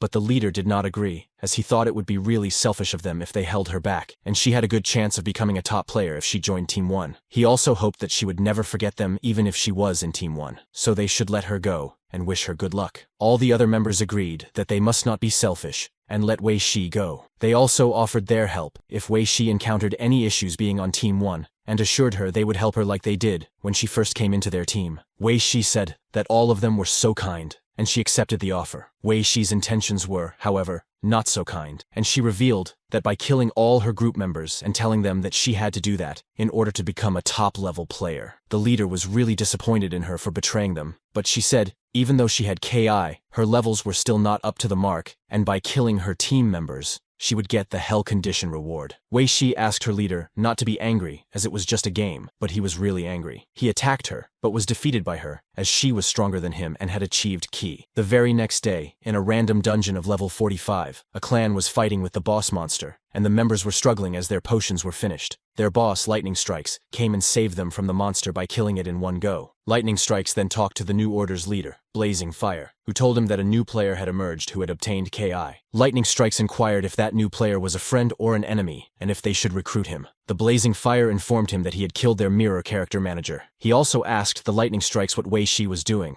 and he got to know that she was hunting the field in a chaotic area. Wei Shi, in the chaotic area, received a message from the New Order clan leader Blaznymph Fire, and the message said that she must go and interact with a player named Liu Yi, who was a KI player. Wei Shi was sure that the message did not say whether she was supposed to recruit him or kill him. She knew that Kai players were rare, and the clan would want to recruit him. If she helped them do that, the clan would become bigger, and it would greatly benefit the clan. Moreover, if she did that, she would be doing that for the benefit of the clan. If she killed him, that would mean that she did not care about the clan at all. She also speculated that the clan leader did not care for Liu Yi, so it did not matter if she killed him or not. But she also doubted that the clan leader was testing her choices and would judge her on the basis of her choice. Therefore, she decided to kill Liu Yi. Liu Yi was sitting in his room and planning about his future plan when the Yuan world would go real. He remembered that the highest level players in the real Yuan world were level 60 players. He knew he would not be able to increase his level once the Yuan world went real, so he had to become a level 60 player before that. If he became a level 60 player, he would be able to defend himself and would be regarded as one of the top players in Yuan's world. He recalled when the real Yuan world descended. Society went into chaos. Laws and regulations no longer mattered, and food production was stopped. A few of the top clans went ahead and started organizing the world's rules and laws. Food became one of the most valuable things, and it even took the status of money. Liu Yi knew he had to stock up on as much food as he could before the Yuan world descended, and he had to look for a safe place, or base where he and his sister could live in the real Yuan world. Therefore, he immediately rented the building in front of his house, and also spent all the money that he had earned from the game on food items like rice and tin food, which could be stored for a longer period of time. He was on level 36, and needed 24 more levels to reach the 60-level milestone. He was calm, as everything was going smoothly. He just had to be cautious and not die in the game, as his level would reset once he died in the game, which he could not afford at any cost. He was also waiting for the groceries to get delivered so that he and his sister could live peacefully in the real Yuan world. Liu Yi, his sister, and her friend Nian Chu logged into the Yuan world. As Yun was a newbie player, she was at level 1, and her friend, who had been playing the game for many days, was at level 32. Liu Yi told Yun that if she wanted to succeed in the Yuan world, she must attain Ki, and she could only do that by maxing out the weapon proficiency. He also advised Chu to attain Ki, as even though her level was great, she would not be able to do well without Kai. Therefore, he asked them to practice at the training arena until they achieved Kai. He also wondered that, in his past life, Chu did not come to his house, so it was a possibility that he had changed the course of events. He was even grateful to her for the device, and was sure that he would help her in the future as well. But now, he had to go grinding and become a level 60 player before the Yuan world descended. A few hours later, Liu Yi came out of a level 35 dungeon after clearing it with his teammates. His teammates appreciated him, saying he was very strong during the dungeon mission, and could have cleared the dungeon alone. They asked him if he wanted to continue grinding, to which Liu Yi said he had something more important to do. His teammates requested him to add them as friends, so that the next time he lacked members, they would be his teammates. Liu Yi assured them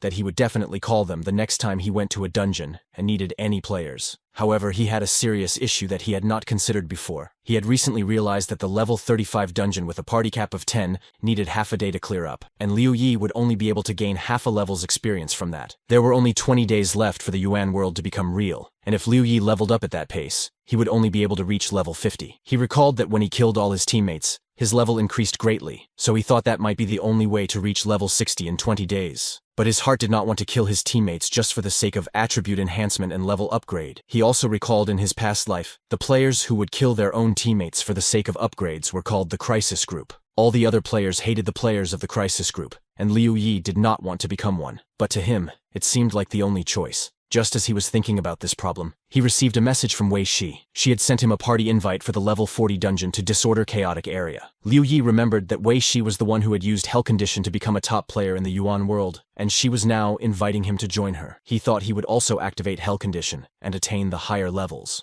Liu Yi knew that Wei Shi did not have good intentions, as she was from a New Order clan, and they had no interactions before, so her invitation was a little strange to him. Liu Yi also knew that in his past life, Wei Shi had attained Ki at the start, and he wondered if she had Ki, would he be able to defeat her easily? As he thought about her powers, his legs started trembling, but he was determined, as he knew he could only get stronger if he faced stronger opponents. So he pressed accept and accepted Wei Shi's invitation to the disorder chaotic area. Liu Yi opened the team list of members of the team, and he came to know that he knew all of them from his past life. The first member was called This Is My Smurf Account, and Liu Yi knew that he had killed his teammates before the system finished calculating the rewards and accomplished the Hell Condition. He was later cursed for 3 days on the World Channel by his teammates for his acts. The second player was The Little Biscuit. She also accomplished the hell condition, but she was smart, and she blamed her teammates for that. She claimed that they first attacked her and tried to kill her, and then she had no choice but to defend herself and kill her teammates. The other team members of the Wei Shi party had also done the same with their teammates. So if Wei Shi had arranged this party, that might mean she wanted to kill all of them and make them pay for their doings. But Liu Yi was curious as to how did she know that they were the bad guys. He thought they might have turned bad after Wei Shi did wrong to them. Liu Yi joined the group chat of the team where "This is my Smurf account" was asking why Wei Shi called Liu Yi a pro player when he was just at level 37. She replied that level did not matter. The only thing that mattered was the combat ability. He then opened the map so that he could have a better idea of the game location. The Yuan world map was split into 5 main parts, including Mushi City, Hunting Field Order Chaotic Area, Hunting Field Disorder Chaotic Area, Wildness Area, and Madness Area. The Mushi City would provide the player with the necessary equipment and supplies, and the city was fully constructed with a mirror secret zone and different dungeons. Hunting Field Order Chaotic Area could provide the player with easy and exciting adventures. The Chaotic Area's dungeon could not be changed, and the monsters would be sealed within the dungeon by Mushu City. Hunting Field Disorder Chaotic Area was unpredictable, as from Disorder Chaotic Area onwards, the Mushu City control would weaken, and the level 30 and above monsters could escape the dungeon.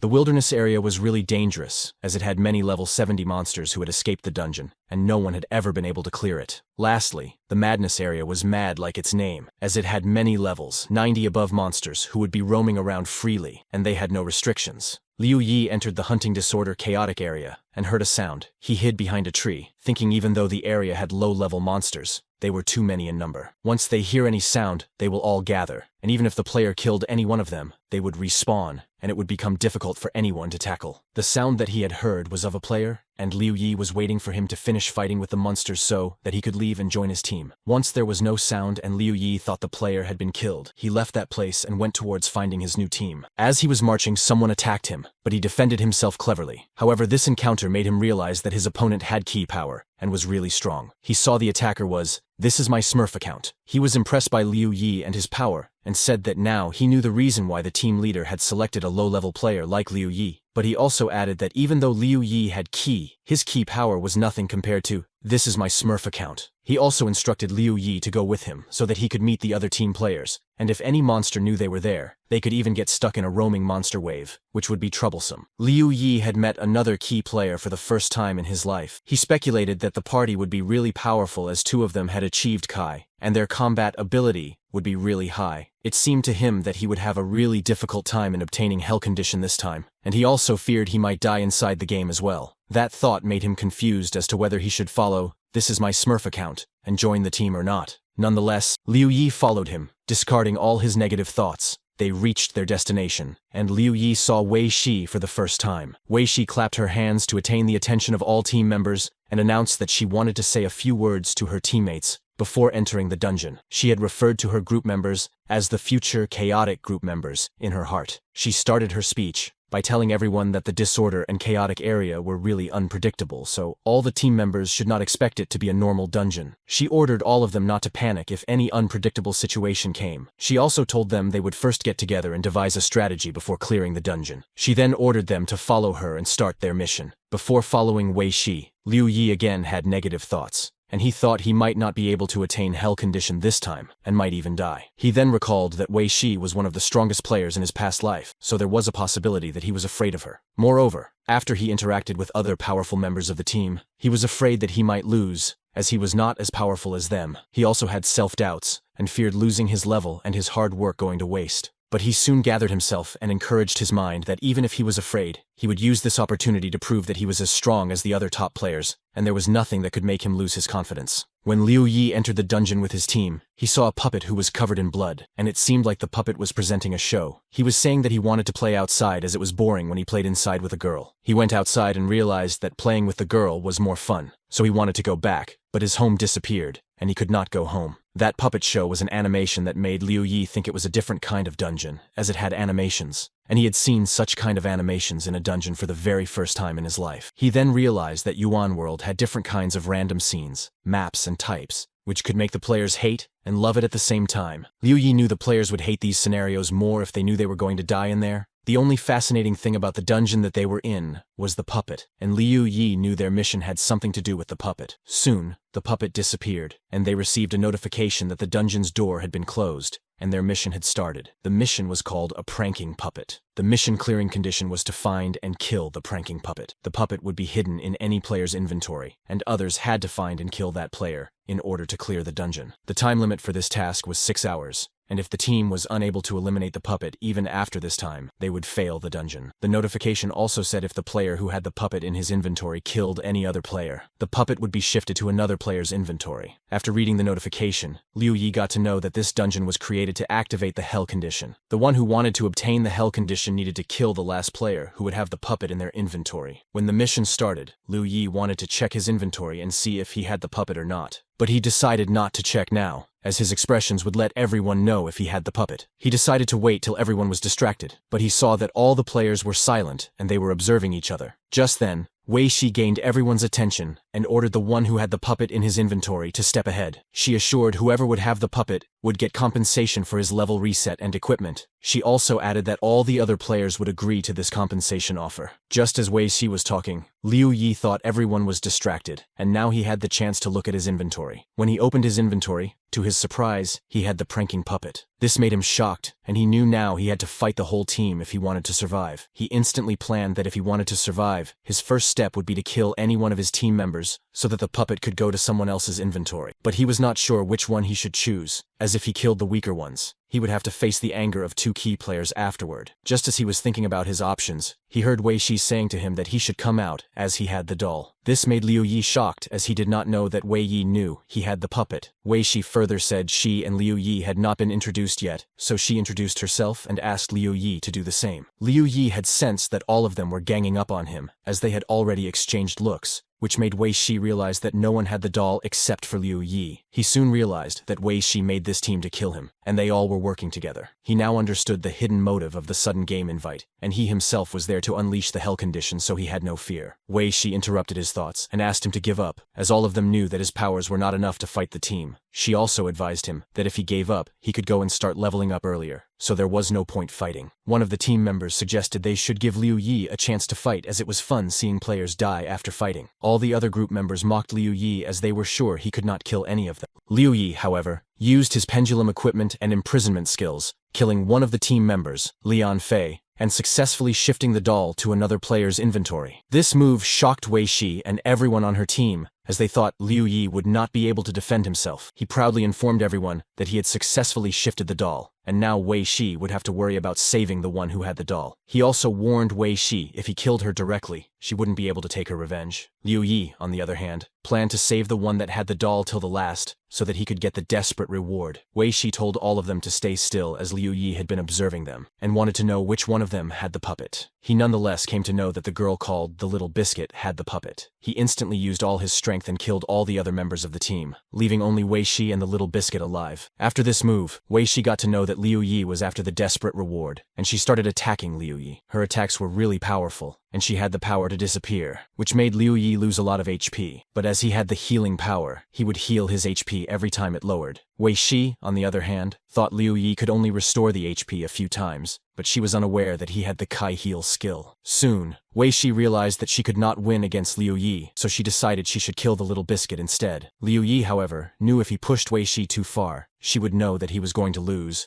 and she would then go for the Little Biscuit. He knew if he used his imprisonment skill, he would be able to defeat Wei Shi, but his skill was still loading. Soon, he received a notification that his skill had been reloaded, and he could use it. As he was planning to use his skill, he encountered an unexpected situation. The Little Biscuit went ahead and killed Wei Shi, and then she committed suicide. It took a few minutes for Liu Yi to understand the situation, and when he did, it was too late. Since the Little Biscuit had killed Wei Shi and had killed herself too, the puppet had been transferred to Liu Yi's inventory. Now, he was left alone in the dungeon, and the only chance he had of leaving it was by killing himself, and if he did that, he would lose all his progress. He was also shocked at this act, as he did not know why Wei Shi would sacrifice herself just to defeat Liu Yi. Liu was still hopeful that there was a way out of this situation, as all of his team members had already died. He planned to look for any other strategy to get out of this situation alone, and he knew there must be a strategy. He only had to find it. He felt that he had been surrounded by an air wall, which meant the scope of the dungeon was only limited to the platform that he had been standing on. The only other thing in the dungeon's area was a pillar where the puppet had been kept. He climbed that pillar and saw some words written on it that said hope and despair exist together. He also noticed a few more words written in small text that said, I can't open this door. Liu Yi speculated if these words were craved there by the puppet. He pushed that area and found out there was a secret door, but he received a notification that if he wanted to open that door, he would have to use 1,000 knowledge strength. He thought that spending 1,000 knowledge strengths on this door might not be a wise decision as, after the fight, he only had 1,000 points. If he used all of his knowledge and strength points, he wouldn't have any left if he faced any danger inside the door. He then planned to use 700 of his knowledge strength points to boost all his attributes by 350, and in return, he would gain 1,000 additional knowledge points. In this way, he would enter the door with at least 300 knowledge strength points, which would be a better position for him to enter. He then went on with his plan and opened the door. His clothes instantly changed, and he encountered a man who seemed to be a laboratory person who was calling him a director, and was continuously saying, Director, quickly make a decision. Where do we place the computing power? And focus map those who follow you or map everyone. At first, Liu Yi could not understand what was going on, but he later understood that he was in a set scenario with fixed NPC speed, and the place was a laboratory's test subspace. He speculated that he had to choose 1B between the focus map, those who follow you, and map everyone. He wondered what those two options meant, and if he chose the wrong one, would he pay a price? He even asked the man who was presenting these two choices, but he did not answer, so Liu Yi knew there was no way he could know the exact meaning of these two choices. He tried to make sense of the situation, and thought that the men's fixed speech meant they were in disaster, and the key to winning in the disaster was computing power. He thought that the option focus map, those who follow you, meant the right to live, and if he chose that, he would make his sister live. And by the option map everyone, he understood that it was about becoming tools to solve the disaster. After thinking a lot, he finally chose to map everyone. The choice made no changes at all, and he was still at the dungeon, which made him think that he had chosen the wrong answer, and the right answer was the focus map. He looked at his knowledge strength, which was only 350, and he knew as the puppet possessed him, his knowledge strength was taking longer to load. There were still more than 5 hours left. Until then, his knowledge strength would reach 1050. He could try the test 2 more times, but the test was not that simple. Half an hour later, his knowledge strength reached 700, and it was enough for him to boost his attributes and get 350 more knowledge strength points.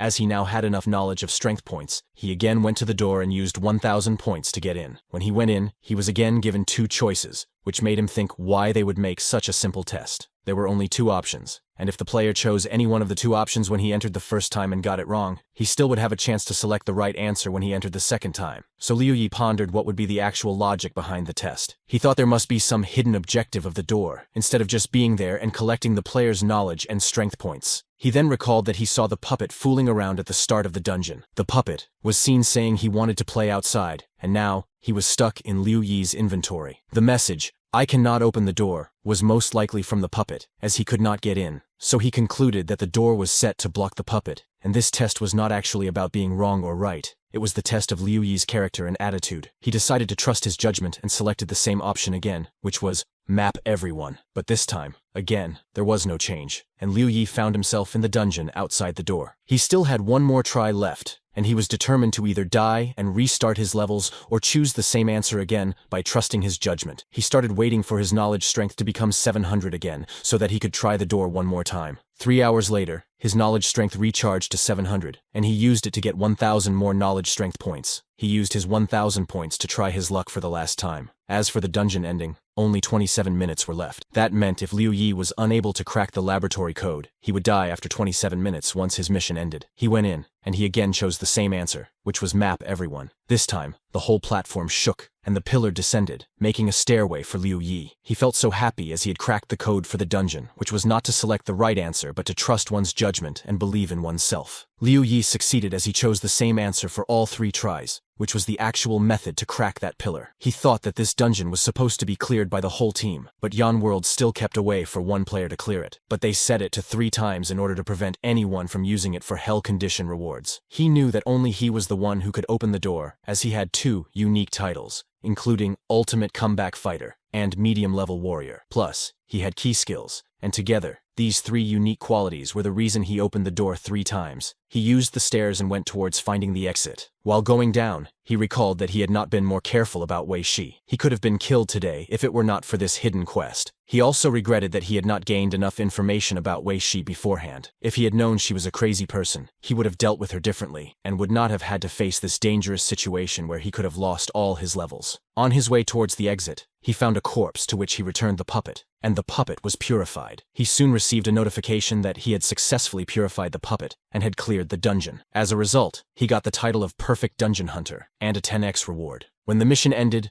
Liu Yi was very exhausted, and he thought he was really scared of death and starting over, so he had a long way to go. Moreover, his legs started shaking, which made him think that he had to learn how to overcome the obstacles without panic and fear. Meanwhile, he received a notification that he had leveled up to 43, and he received 2 level 40 Kai skills. One skill was called Restrain, and would give him a chance to lock onto the target's HP without spending any knowledge points. The Restrain skill needed 24 hours to load. The other skill was called Mark, and it would give Liu Yi the ability to mark a target and sense it anywhere within the 1,000-meter range for 10 minutes. The Mark skill required 50 knowledge strength points. After receiving this notification, Liu Yi was finally happy that he at last defeated Wei Yi and came out of the dungeon alive. He was now on his way to become a top player. Liu Yun and her friend, Nine Chu, were still maxing out their weapon proficiency, and they were very happy with their progress. Wei Shi, on the other hand, was waiting for Liu Yi to emerge at the revival point after dying in the dungeon. But even after 6 hours, there was no sign of Liu Yi, which made her realize that Liu Yi had cleared the dungeon and she had been defeated. The New Order clan leader, Blazing Fire, messaged Wei Shi and inquired about Liu Yi. Wei Shi told him that she was unable to kill him, but she had some valuable information. Blazing Fire asked her what he had to do for the information. She asked him to raise a mirror character, enough to let her challenge it and recover her level. In return for this favor, Wei Shi revealed to Blazing Fire that Liu Yi was the support-type key player that he had been looking for. When Blazing Fire received the message, he was sitting with Wei Ji, who was a level 45 key player. Wei Ji told Blazing Fire that key players were rare and supportive. Key players were even rarer, so if he wanted him to help them clear the dungeon,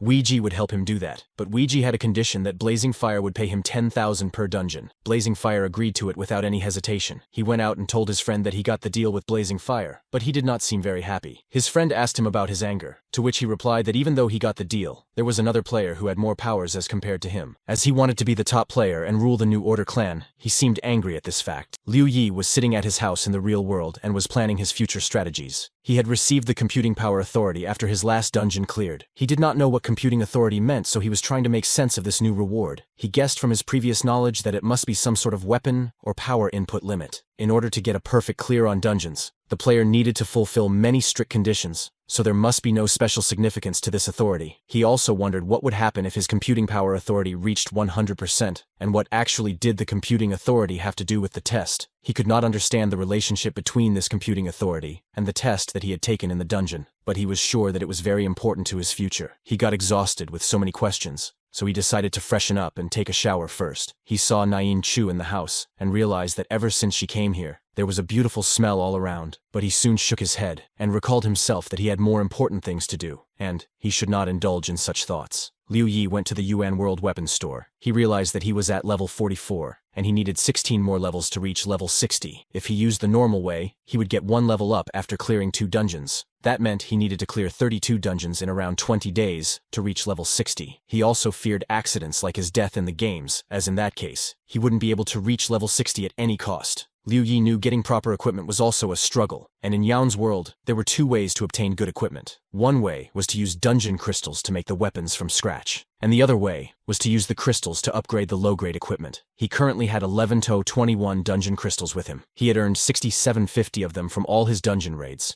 and 4271 from dismantling the equipment that he no longer needed. He still needed 3 pieces of equipment, including the headwear, necklace, and a signet. In order to upgrade his current 9 pieces of equipment to level 40, he needed 5550 dungeon crystals, and if he wanted to upgrade all his equipment to level 60 later, he would need 129 dungeon crystals, which meant he had to clear level 40 or higher dungeons at least 40 times. He considered all these points and realized that a sure way of reaching his goal in time was to obtain the Hell Condition rewards 1 to 2 times more. But he was confused as to whom he should target this time. As he was calculating all that, he received a message from someone who seemed familiar. He recalled the last time he received a strange message like that. He had found himself in trouble, and he felt like the situation was somehow similar again. He opened the message, and it was from the Blazing Fire, who had asked Liu Yi about his availability to chat. After reading the sender's name, he recalled the status of the New Order clan in his past life. When the Yuan world descended in his past life, the New Order was one of the clans that controlled China. The clan was hailed as one of the strongest clans in the world. It was filled with strong players and elites. The clan supported all their elite player, and also the players who had some special abilities or unique skills. Those who were low-level players and even normal human beings, without the status of players,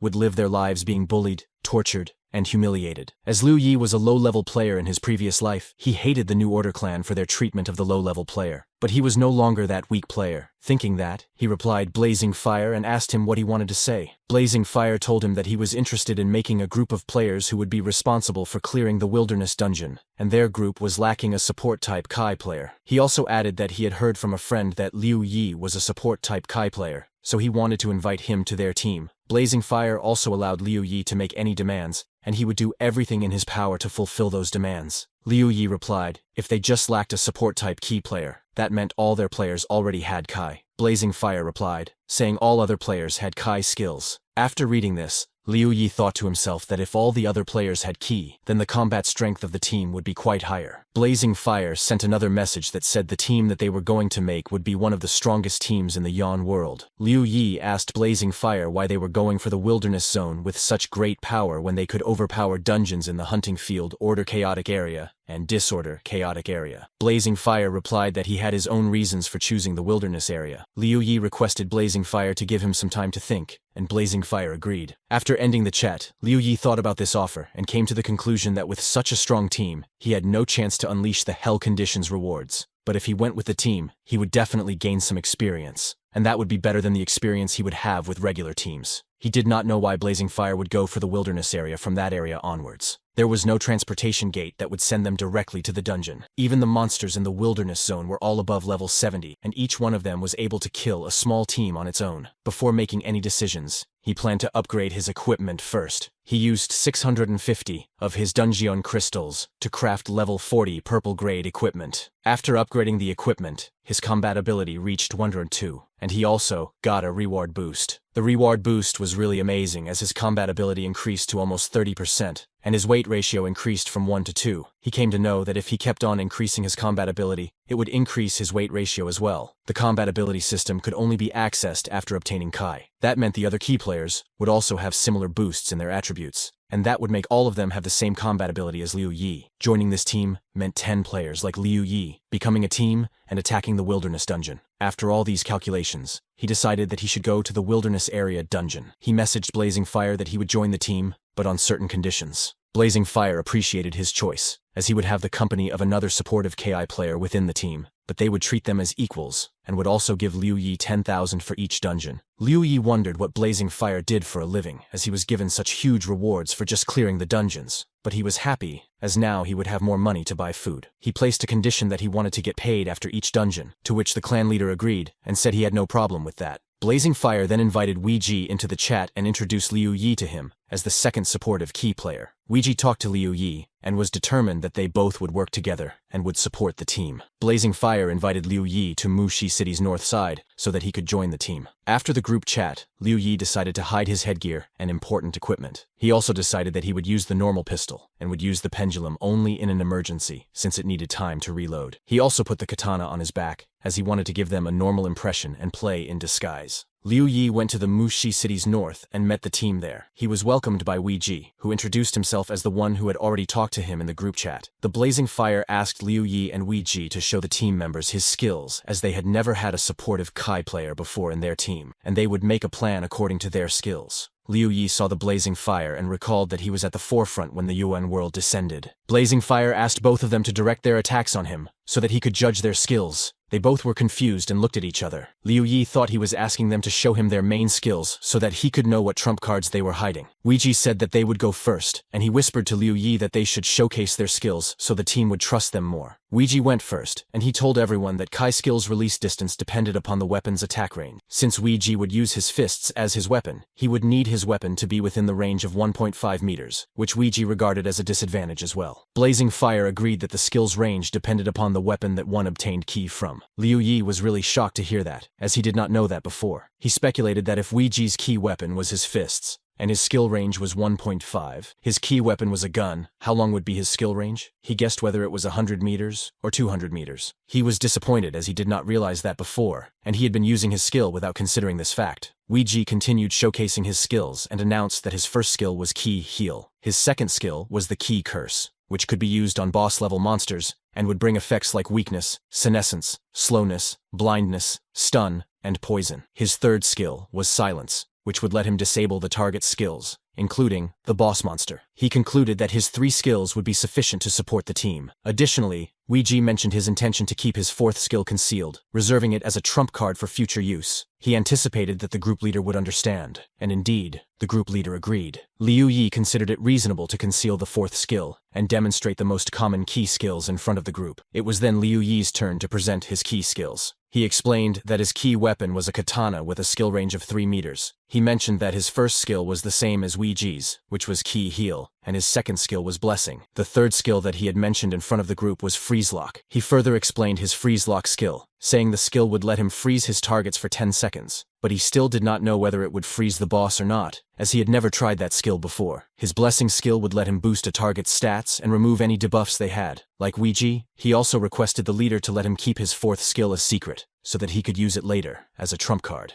Blazing Fire understood how they could use their skills, and was confident that his team was sufficient enough to fight in the wilderness. He then addressed the whole team, telling them that last time they were stuck in the surroundings of the wilderness, just because they lacked supportive Kai players. But this time, they had 2 supportive Kai players. They had a chance to go deep into the wilderness area and clear the hidden dungeons. Both disorderly, chaotic areas and wilderness areas had huge differences in their dungeon rewards, but the danger was also extremely high. That made Liu Yi think, why would the Blazing Fire choose to go to the wilderness area's dungeon? He speculated there must be some hidden secrets in the wilderness area. Just as he was thinking, he heard Weiji, who was telling him to hurry up and not fall behind. He replied that he was coming. Weiji seemed nice to Liu Yi, but his intentions were never good. He wanted to be the one and only, as he thought things were more valuable if he was the only supportive key player. He planned on killing Liu Yi and making him lose his level. He was just waiting for a perfect chance to kill Liu Yi, as when he did that, he would become the one and only supportive type of Kai player. They soon approached the wilderness area's entrance, where the leader addressed them. He told his team that the wilderness area and disorder chaotic areas are different. The wilderness area's hunting field's difficulty was based on the amount of players the team had. That was the main reason. The Blazing Fire had created a team of 10 players to enter the wilderness area. However, every monster in the wilderness area was level 70, so they should be cautious all the time. He added that killing wild monsters would not give them any drops or rewards, so they would avoid them if possible. However, if any player would not be able to avoid it, he could at least lure it somewhere else, even at the cost of his team member's life. This instruction made everyone go into silent mode, but they had to do what their leader had just said. After the instructions, Blazing Fire jumped into the wilderness zone, telling all the other team members to do as well. Liu Yi was the one to jump last, and as soon as he jumped, he saw a wild monster. The leader reminded him that they had to avoid these monsters as per their plan and should head toward a safe place first. But there was another problem awaiting them. A death leopard came and grabbed the little monster and started chasing the team.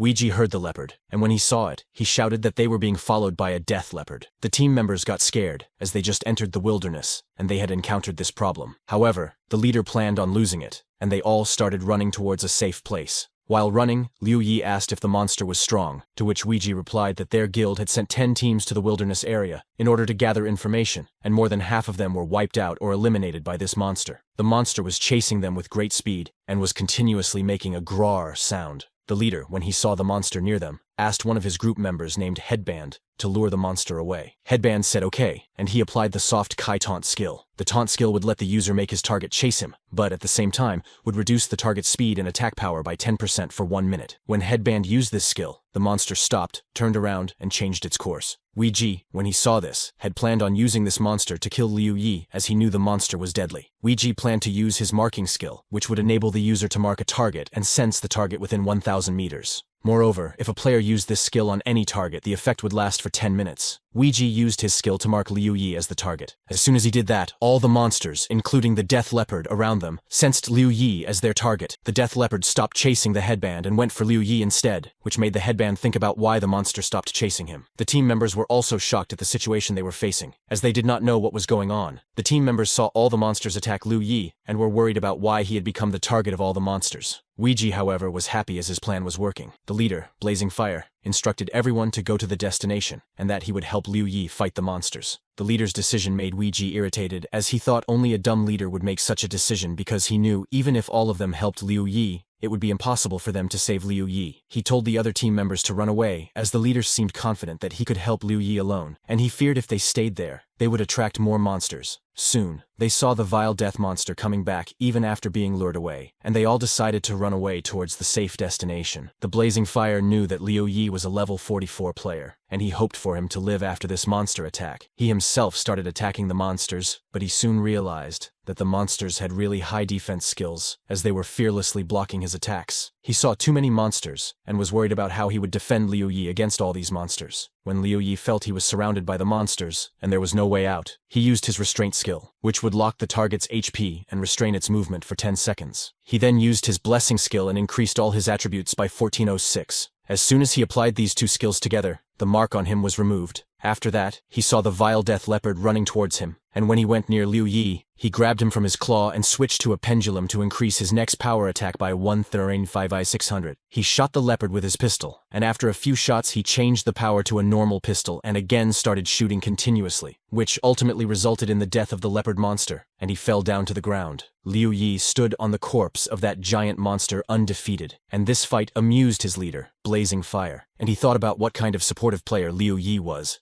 Liu Yi jumped off of the giant's corpse and landed in front of the blazing fire, which made him step back as he was scared of Liu Yi's power. Liu Yi said, "Let's go," and he ran away, leaving blazing fire a little behind, which made him shout, "Wait for me." Soon, they both ran away, leaving the monster mob behind to join the other team members. The team members were worried about the safety of their team leader, and did not know what would have happened to him. All of them were even scared to send him a message, as the message might distract him, and he could get killed. Wei Ji asked the team members if they should retreat and clear the dungeon some other time, as he was scared they would not be able to clear the dungeon with so many monsters. However, the teammates did not like this idea, and one of them said the team leader and Liu Yi were not dead yet, as their HP had not dropped. Wei Ji replied, they must be using some skills to lock their HP for some time, but they would surely die. He also tried to instigate other players against Liu Yi by saying he did not get how Liu Yi was able to attract all the monsters towards him. He also called Liu Yi a useless player who had their leader's life in danger. The other team member got irritated as he could not do anything about this dire situation. Soon, they heard headbands saying that he had found Liu Yi and the leader's location just outside the safe zone. This information made Wei Ji angry and all the other team members excited, as they knew their boss was alive. Wei Ji said they must be luring in monsters here, so all of them must be ready for combat. But the team thought that was impossible, as they could not hear any big movements outside. But Wei Ji's statement made them scared. As they were combat ready for the monsters, they saw Liu Yi and their leader enter the safe area. They all were very happy to see their leader alive, except for Wei Ji, who was shocked to see them alive and thought that the group leader must have been really strong, as he had survived this attack. The other team members appreciated their boss, saying that he was really strong, as he had helped Liu Yi come back alive. They both looked towards each other, as they both knew who saved how. Liu Yi sat down to rest as he was really exhausted. The blazing fire asked everyone to stop praising him, as they just had 10 minutes,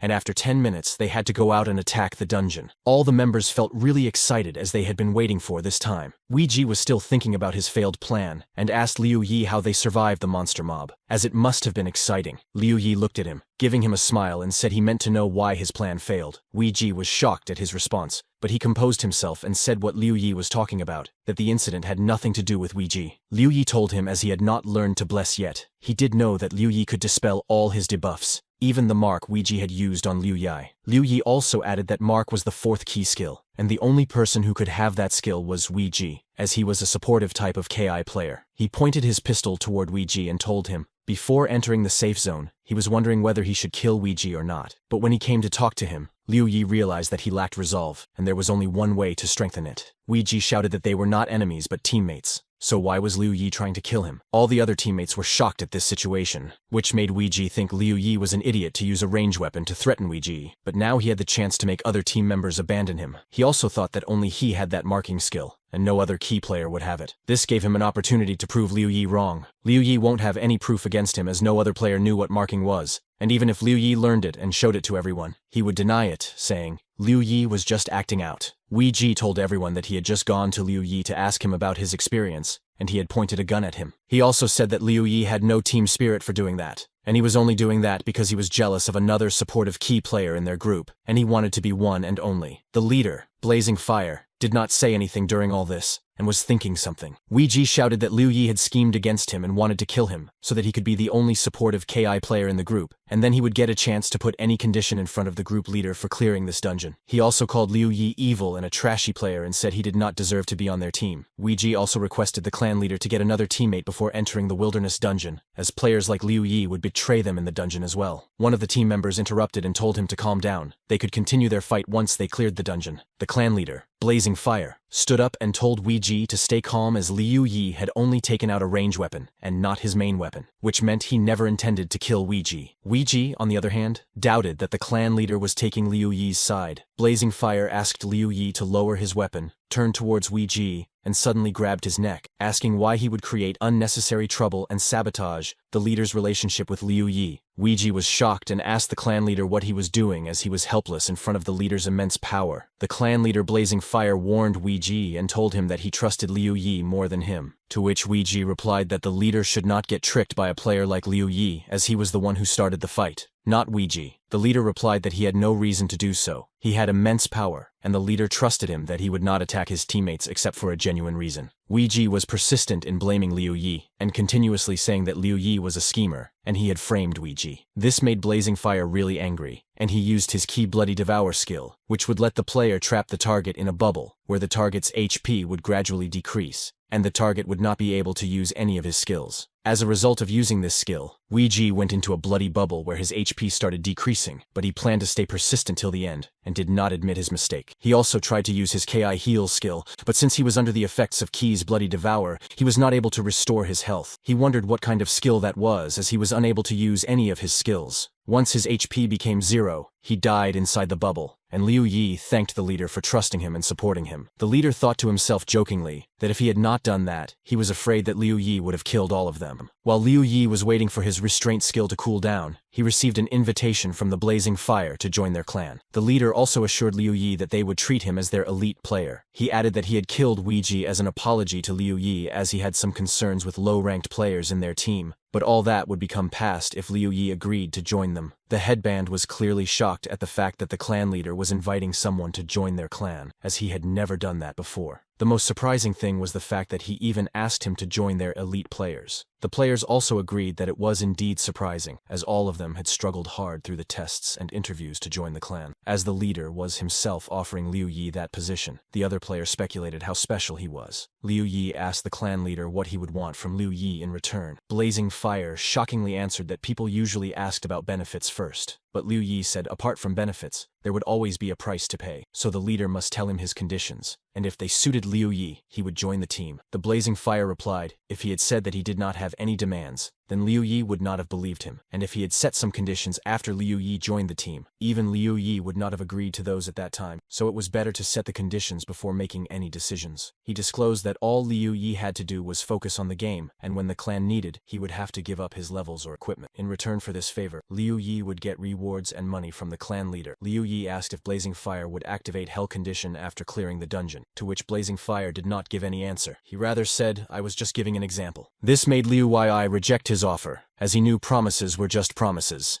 and he said he would have joined the team, but he was not willing to sacrifice his levels and weapon just on the basis of a few promises. All the other team members thought Liu Yi was either arrogant or did not know what kind of benefits he would get once he became an elite player. The starting salary of an elite player was around 200k, and for that, all Liu Yi had to do was give up his levels and equipment. They thought he was stupid or needed a beating. The group leader, however, said it was a pity, but he was happy that Liu Yi was in their team. Liu Yi thanked the Blazing Fire for understanding. He knew from his previous life that levels were very important when the UN world descended. If he did not know UN world's level and equipment concerned his survival, being personally invited by the New Order clan leader to join their team and be their elite member would have been an excellent choice. It was a pity for Liu Yi indeed, but he encouraged himself that there was no need to worry because strength was everything, and the New Order clan leader recruited him because he saw his strength and acknowledged his abilities. If he continued to level up and did not die, more people would be interested in hiring him. Meanwhile, the Blazing Fire was in a group chat when he saw a message from Bai Shou, who was telling all the other group chat members that he had been able to get into the first hidden dungeon and was after the 10% computing power. All the other group chat members congratulated him. Later, there was another message from Bai Shou that, to clear the dungeon, he had to unleash the Hell Condition, and now all his team members were dead, and he was unable to clear the dungeon as well. He also needed new players now and thought about how long he would have to keep recruiting new members into his clan. This message stressed the Blazing Fire, as he already suspected one of the requirements for clearing the dungeon would be to unleash the Hell condition. He wanted Liu Yi to agree, but as he could not now, he had no choice left as Liu Yi's strength was their biggest asset in clearing the dungeon, so he must get Liu Yi on his side. The group chat was still going on, where the members talked about the amount of computing power they could get from the hidden dungeons. They speculated why there was only 1% computing power in the Order Chaotic Area and Disorder Chaotic Area's dungeon, while one could get 10% computing power from a single dungeon in the Wilderness area. The Blazing Fire decided that he would call more strong players like the Lightning Strikes,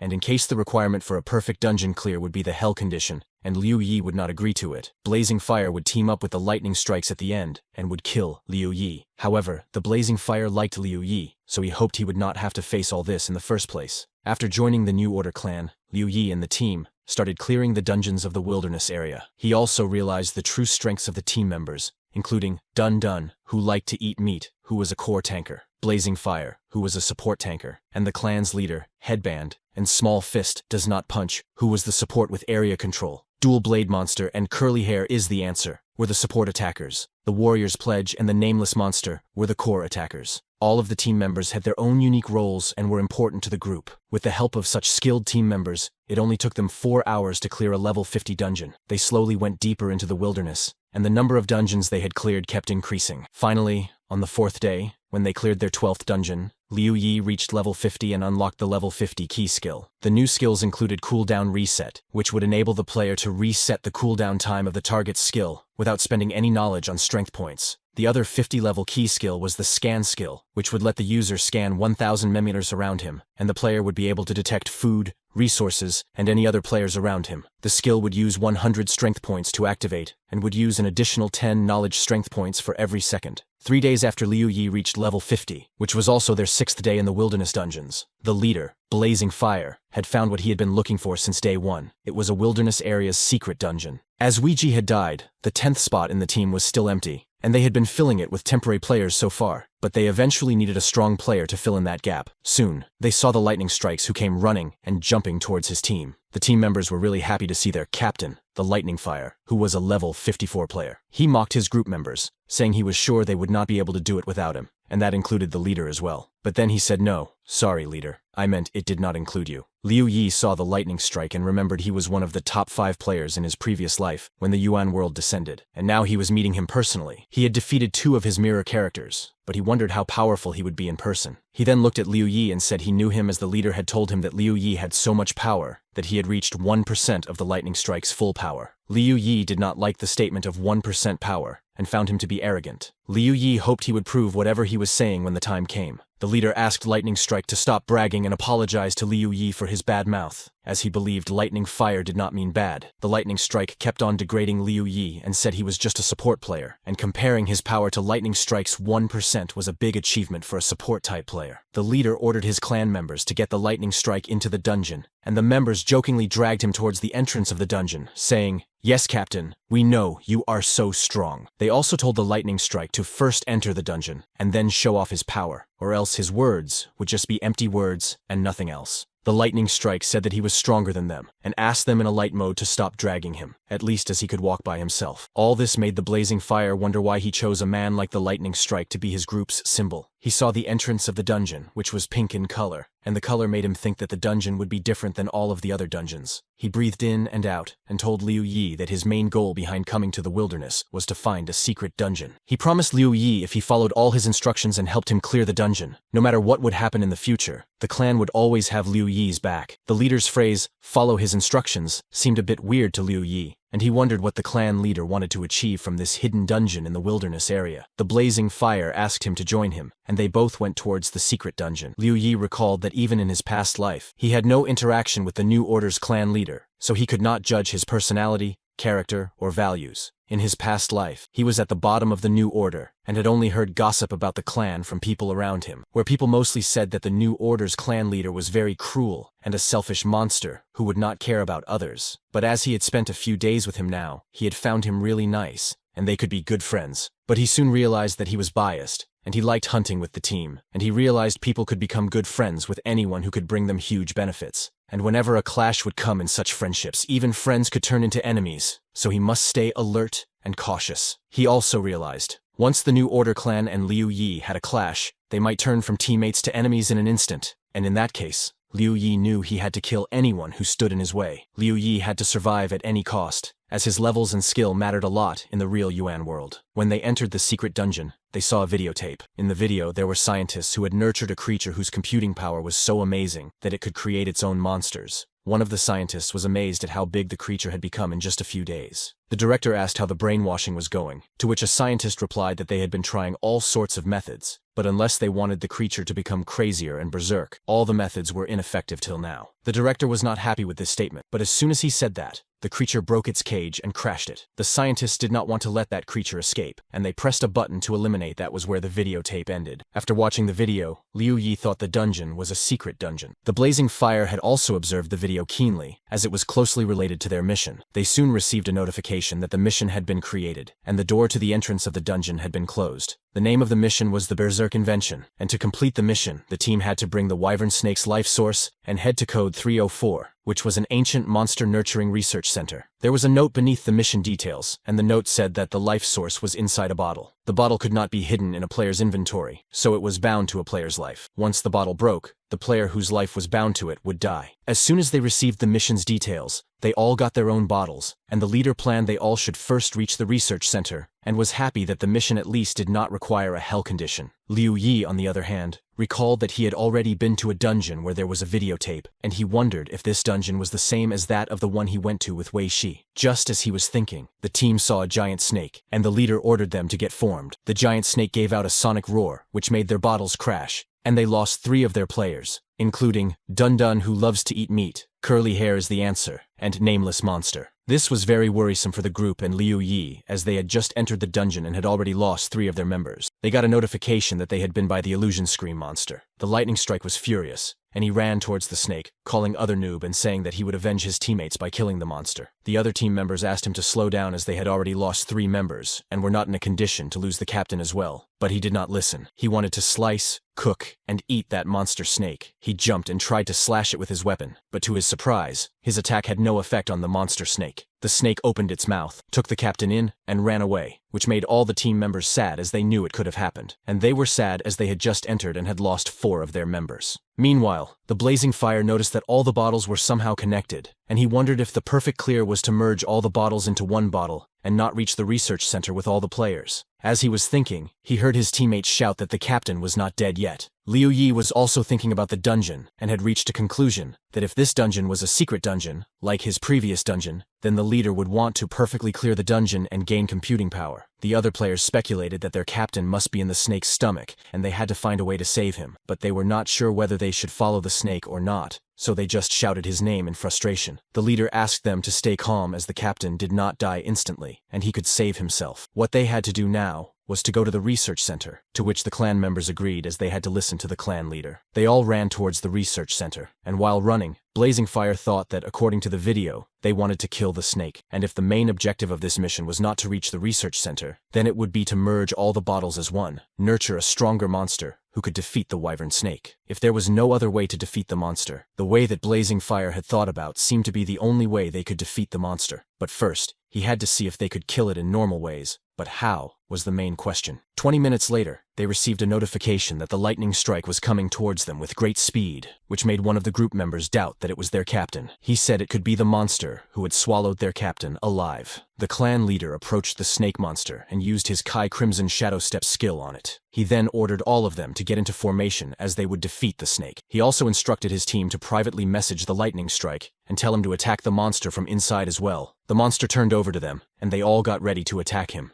All the team members attacked the snake with their hands or weapons, but the snake defended the attacks, and it resulted in the loss of HP for the players. The headband also struggled to attack the monster and got hit by it, and as a result, his bottle broke. This made the team lose their fifth player, and both Blazing Fire and Liu Yi got worried. Just then, they received a message from the lightning strike, which had been stuck in the snake's stomach, that he could not attack it from inside, as the snake's skin was too hard. The Blazing Fire looked at the snake hopelessly, and considered it a bug that they were not able to put their bottles in their inventory, and while keeping them outside, they were always on the verge of breaking just by the sound of this monster. This made him realize it was very easy for the monster to wipe them all out in just a second. But Liu Yi was determined that there was no way that they could be wiped out just after entering the dungeon. Just the monster turned around and left, which made the team members think about why it was leaving and stop attacking them. Blazing Fire again speculated that they could not defeat this monster, and they had to clear the dungeon by any other way. Liu Yi was also constantly thinking about the way to clear the dungeon, and wondered what was the perfect way for the leader to clear the dungeon since the wyvern snake was very deadly. He also wondered if everyone bringing their bottles to the research center was the only way for the leader to perfectly clear it. The clan leader nonetheless decided that they all should first go to the research center and complete their mission. 20 minutes later, just when they saw the research center, the leader was informed that the snake was again coming towards them. The leader did not say anything for a second as he was thinking of a way out, but then he ordered Dual Blade to break his bottle. This left the Dual Blade in shock, and he said, "What?" Other members were also shocked. Therefore, one of the team members said that the leader should not let him break his bottle, as they could not afford to lose more members,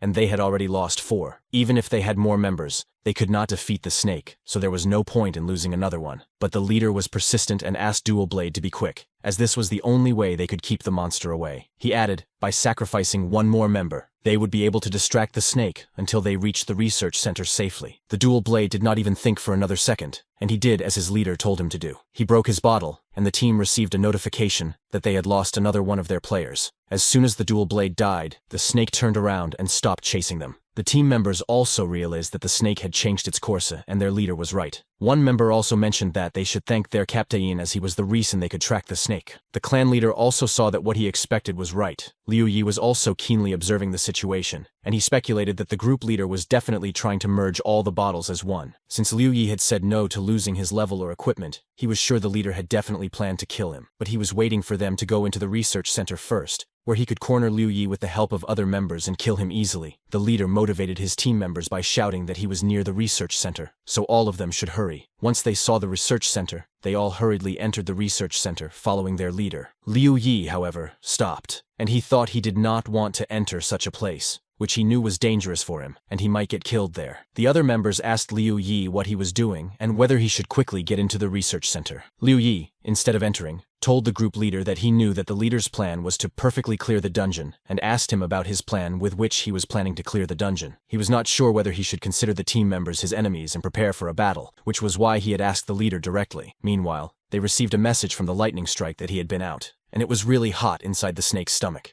The Blazing Fire told Liu Yi he must have misunderstood something, and the dungeon's difficulty level was really high, and he was not aiming to perfectly clear the dungeon but just to safely complete the mission. He added if Liu Yi did not trust him, he could stay outside, and he would go inside with the other members and complete the mission. Moreover, the leader warned Liu Yi that he did not know what dangers were waiting for them inside the lab, but if Liu Yi stayed outside, he might encounter the snake again. Liu Yi did not say anything, and he stayed silent, thinking about what he must do now. One of the teammates advised Liu Yi not to doubt the clan leader as the clan was very big, and they would not take advantage of a solo player like Liu Yi. Another member wanted Liu Yi to recall that they had been staying together for many days, and he should trust the clan, given the fact that the clan leader had personally invited him to the clan. Liu Yi was silent until now, but he was planning to make his move. He knew that the lightning strike would take at least 10 minutes to come there, and the monster attack every 20 minutes, which meant there were still 13 minutes left in the next monster attack. If Liu Yi really wanted to fight against his team members, now was the time before the lightning strike or the monster arrived. The clan leader again addressed Liu Yi and told him if he did not want to go, they would go now and complete the mission. The other team members also thought Liu Yi was being ungrateful, and they were happy that a player like Liu Yi was not in the New Order clan. Liu Yi was still planning his attack, and he thought that his restraint skill would last only 10 seconds, while the blessing skill would last 60 seconds, which was not enough. If lightning strikes them, then it would be really difficult for Liu Yi to defeat 4 KI players at once, even if he used 2 of his skills. He was still confused about his judgment. If it turned out wrong, he would lose his friendship with the New Order clan. But if it was right now, it was his only chance to act otherwise. There was a chance that he could make all his efforts. The group members rebuked him, saying he was thinking of fighting them after they had been helping him throughout their journey in the wilderness. If it were not for their help, he would have been dead till now. Liu Yi, on the other hand, got his answer, and he decided that he had to attack them, and he used his restraint and blessing skill. Just as he had activated his skills, he jumped towards the team members and attacked them. The leader, Blazing Fire, used his Kai, Crimson Shadow trick skill, and disappeared, ordering his clan that Liu Yi had finally dared to attack them so they should all fight together and kill him. Liu Yi attacked other players and killed Small Fist as not Pooch, as he was under the restraint effect and could not do anything to defend himself. Liu Yi then went on to attack the warrior's pledge, but he, in his defense, used Key's mirror image and Key's multiple strike skill. As a result of using this skill, the player warrior's pledge turned into multiple mirror copies, and they all attacked Liu Yi at once. Liu Yi, however, was attentive, and he killed him instantly. He then looked at the lightning strike's location, and found out that he was getting nearer. He tried to attack the blazing fire. However, despite his several attempts, he was unable to do so. According to the map, the blazing fire was right there, but no matter how Liu Yi attacked him, he could not damage his HP. He considered the crimson skill as one of the most cheated key skills. He again looked at the map and found out that the lightning fire was about to reach the research center. Meanwhile, his restraint skill duration ended. He then challenged the blazing fire, saying he was a coward, as he only knew how to hide. Just then, his blessing duration also ended, and now his skills needed some time to load again. He again provoked the blazing fire, saying he should be a man and face Liu Yi head-on. Unfortunately, before Liu Yi could kill the blazing fire, the lightning strikes reached there, and then the blazing fire revealed itself. He taunted Liu Yi, saying that he was very impressive, but he had revealed all his secret skills during his encounter with the death leopard, and now that his skills needed some time to cool down, he would have to face 2 key players. He also added that now they only had to do one thing, and that was to attack Liu Yi. So both senior key players, the blazing fire and the lightning strike, attacked Liu Yi with all their strength. Liu Yi, however, was blocking their attacks successfully. The lightning strike said that Liu Yi was not that strong, so they should not be cautious. He also doubted that the clan leader was cautious because he had become weaker. The leader asked him to shut up and focus on killing Liu Yi first. Meanwhile, Liu Yi's blessing skill cooled down, and he used it to increase all his attributes by 1,000. He ran towards the lightning strike, but he was not afraid of Liu Yi's enhanced attributes. He was rather enjoying this battle and said he liked it this way. The leader instructed the lightning strike to use his short sword, and he did so, challenging Liu Yi to show what he had got. While using his sword, he said that he had been using it ever since he had obtained Ki, and he had accumulated an immense amount of power in it. He also added if Liu Yi died by this blade, he should feel honored. The lightning strike was using the accumulate Ki skill on his sword, which could increase any weapon's attack power and speed. In combat, the player would only need 1 knowledge strength point to increase his weapon's attack power and speed by 50. Liu Yi, on the other, used cooldown reset and restraint skills on the blazing fire, which would restrain the target's movement and would reset all his cooldown, but the blazing fire again disappeared. Liu Yi then used his blessing skill to increase all his attributes by 2,000, using 4,000 knowledge strength points. As a result,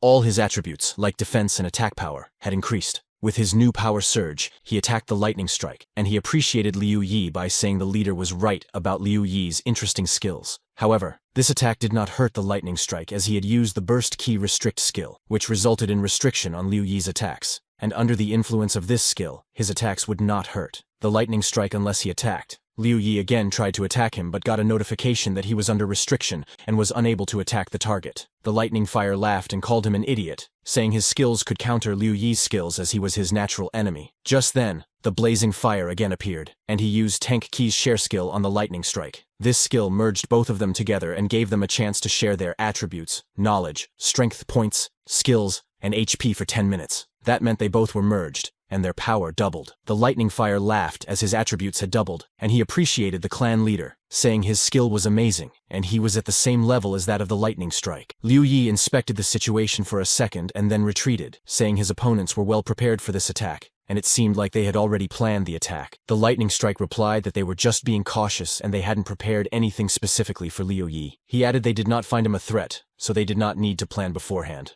Liu Yi grabbed his pendulum equipment, which made the lightning strike a little shock, as he did not know that Liu Yi had a long-range weapon. He asked Liu Yi if he was going to attack the lightning strike from a distance. He kept on mocking Liu Yi, saying he had heard that Liu Yi had a lock skill, so he wanted him to use that and then shoot him with his long-range weapon. The lightning did not consider Liu Yi his competition, which was why he mocked him and told him to go ahead, as the lightning strike wanted to see if Liu Yi could kill him or not. On the other hand, Liu Yi's Restrict and Blessing Skill 1 had ended, and only his Blessing Skill 2 was still activated. The lightning strike again instigated him, saying he should attack him. The leader, Blazing Fire, warned Lightning Strike from his disguised place that he should not be arrogant. The restriction skill had already ended. Liu Yi said he would do as the lightning strike wished, and he pointed his gun towards him. The clan leader again warned the lightning strike that his long-range weapon was really powerful, and its attack power was extremely strong. The lightning strike did not consider Liu Yi a threat, and told the leader that his gun was just a normal gun, and he could easily dodge its attack. And for his lock skill, it was obvious that he could not impose that from such a great distance. The Blazing Fire agreed and said the lightning strike might be right, but instructed him to wait for his enhancement skill to end, and then they would easily kill him. Just then, Liu Yi used his freeze lock skill on the lightning strike, which made him wonder how that was even possible. He also wondered if Liu Yi's Kai weapon was the gun. The clan leader was also shocked as he thought it was impossible for Liu Yi to use a katana as his key weapon, if his key weapon actually was that gun. Liu Yi bade farewell to them, and used 8,000 knowledge strength points to increase his next attack's power by 400,000. He also activated the pendulum judgment that would increase the damage by 3 times. While Liu Yi was applying his skills, the clan leader asked the lightning strike if he could get out of the frozen lock. The lightning strike said he could not get out, but he had the immunity skill that would last for 10 seconds, and Liu Yi would not be able to kill him in the next 10 seconds. The leader, however, knew Liu Yi's plan, and revealed that now that they both had been frozen, their bottles were still exposed, so Liu Yi could kill them by breaking their bottles. The lightning strike said he had placed his bottles behind his back, and Liu Yi would not be able to reach there in the next 10 seconds. He also asked the leader to use his Blood Key Shadow Dive skill, but the leader could not do so, as he had already used it against Liu Yi's enhancement skill. Just as they were talking, Liu Yi fired, and the shot went through the lightning strike's body. This attack killed the Blazing Fire, and left the lightning strike with just a little HP to survive. He was shocked at the amount of damage that this shot had created. The fire went through him, breaking the bottles behind him and killing the clan leader. Although the lightning strike still had some HP, his bottle also broke, so he died too and went away, threatening Liu Yi that he would win the next time. Liu Yi finally received a notification that his group member, the lightning strike, had also died. He then went on to find a way to clear this dungeon. Although he won, he was not happy about his victory because he had killed them all, but they would definitely avenge themselves, and Liu Yi would have to face many things. However, he smiled and realized that this journey was full of enemies and dangers. The main thing is that all those enemies were powerful, and they could create trouble for Liu Yi in the future. But Liu Yi did not fear them in the game,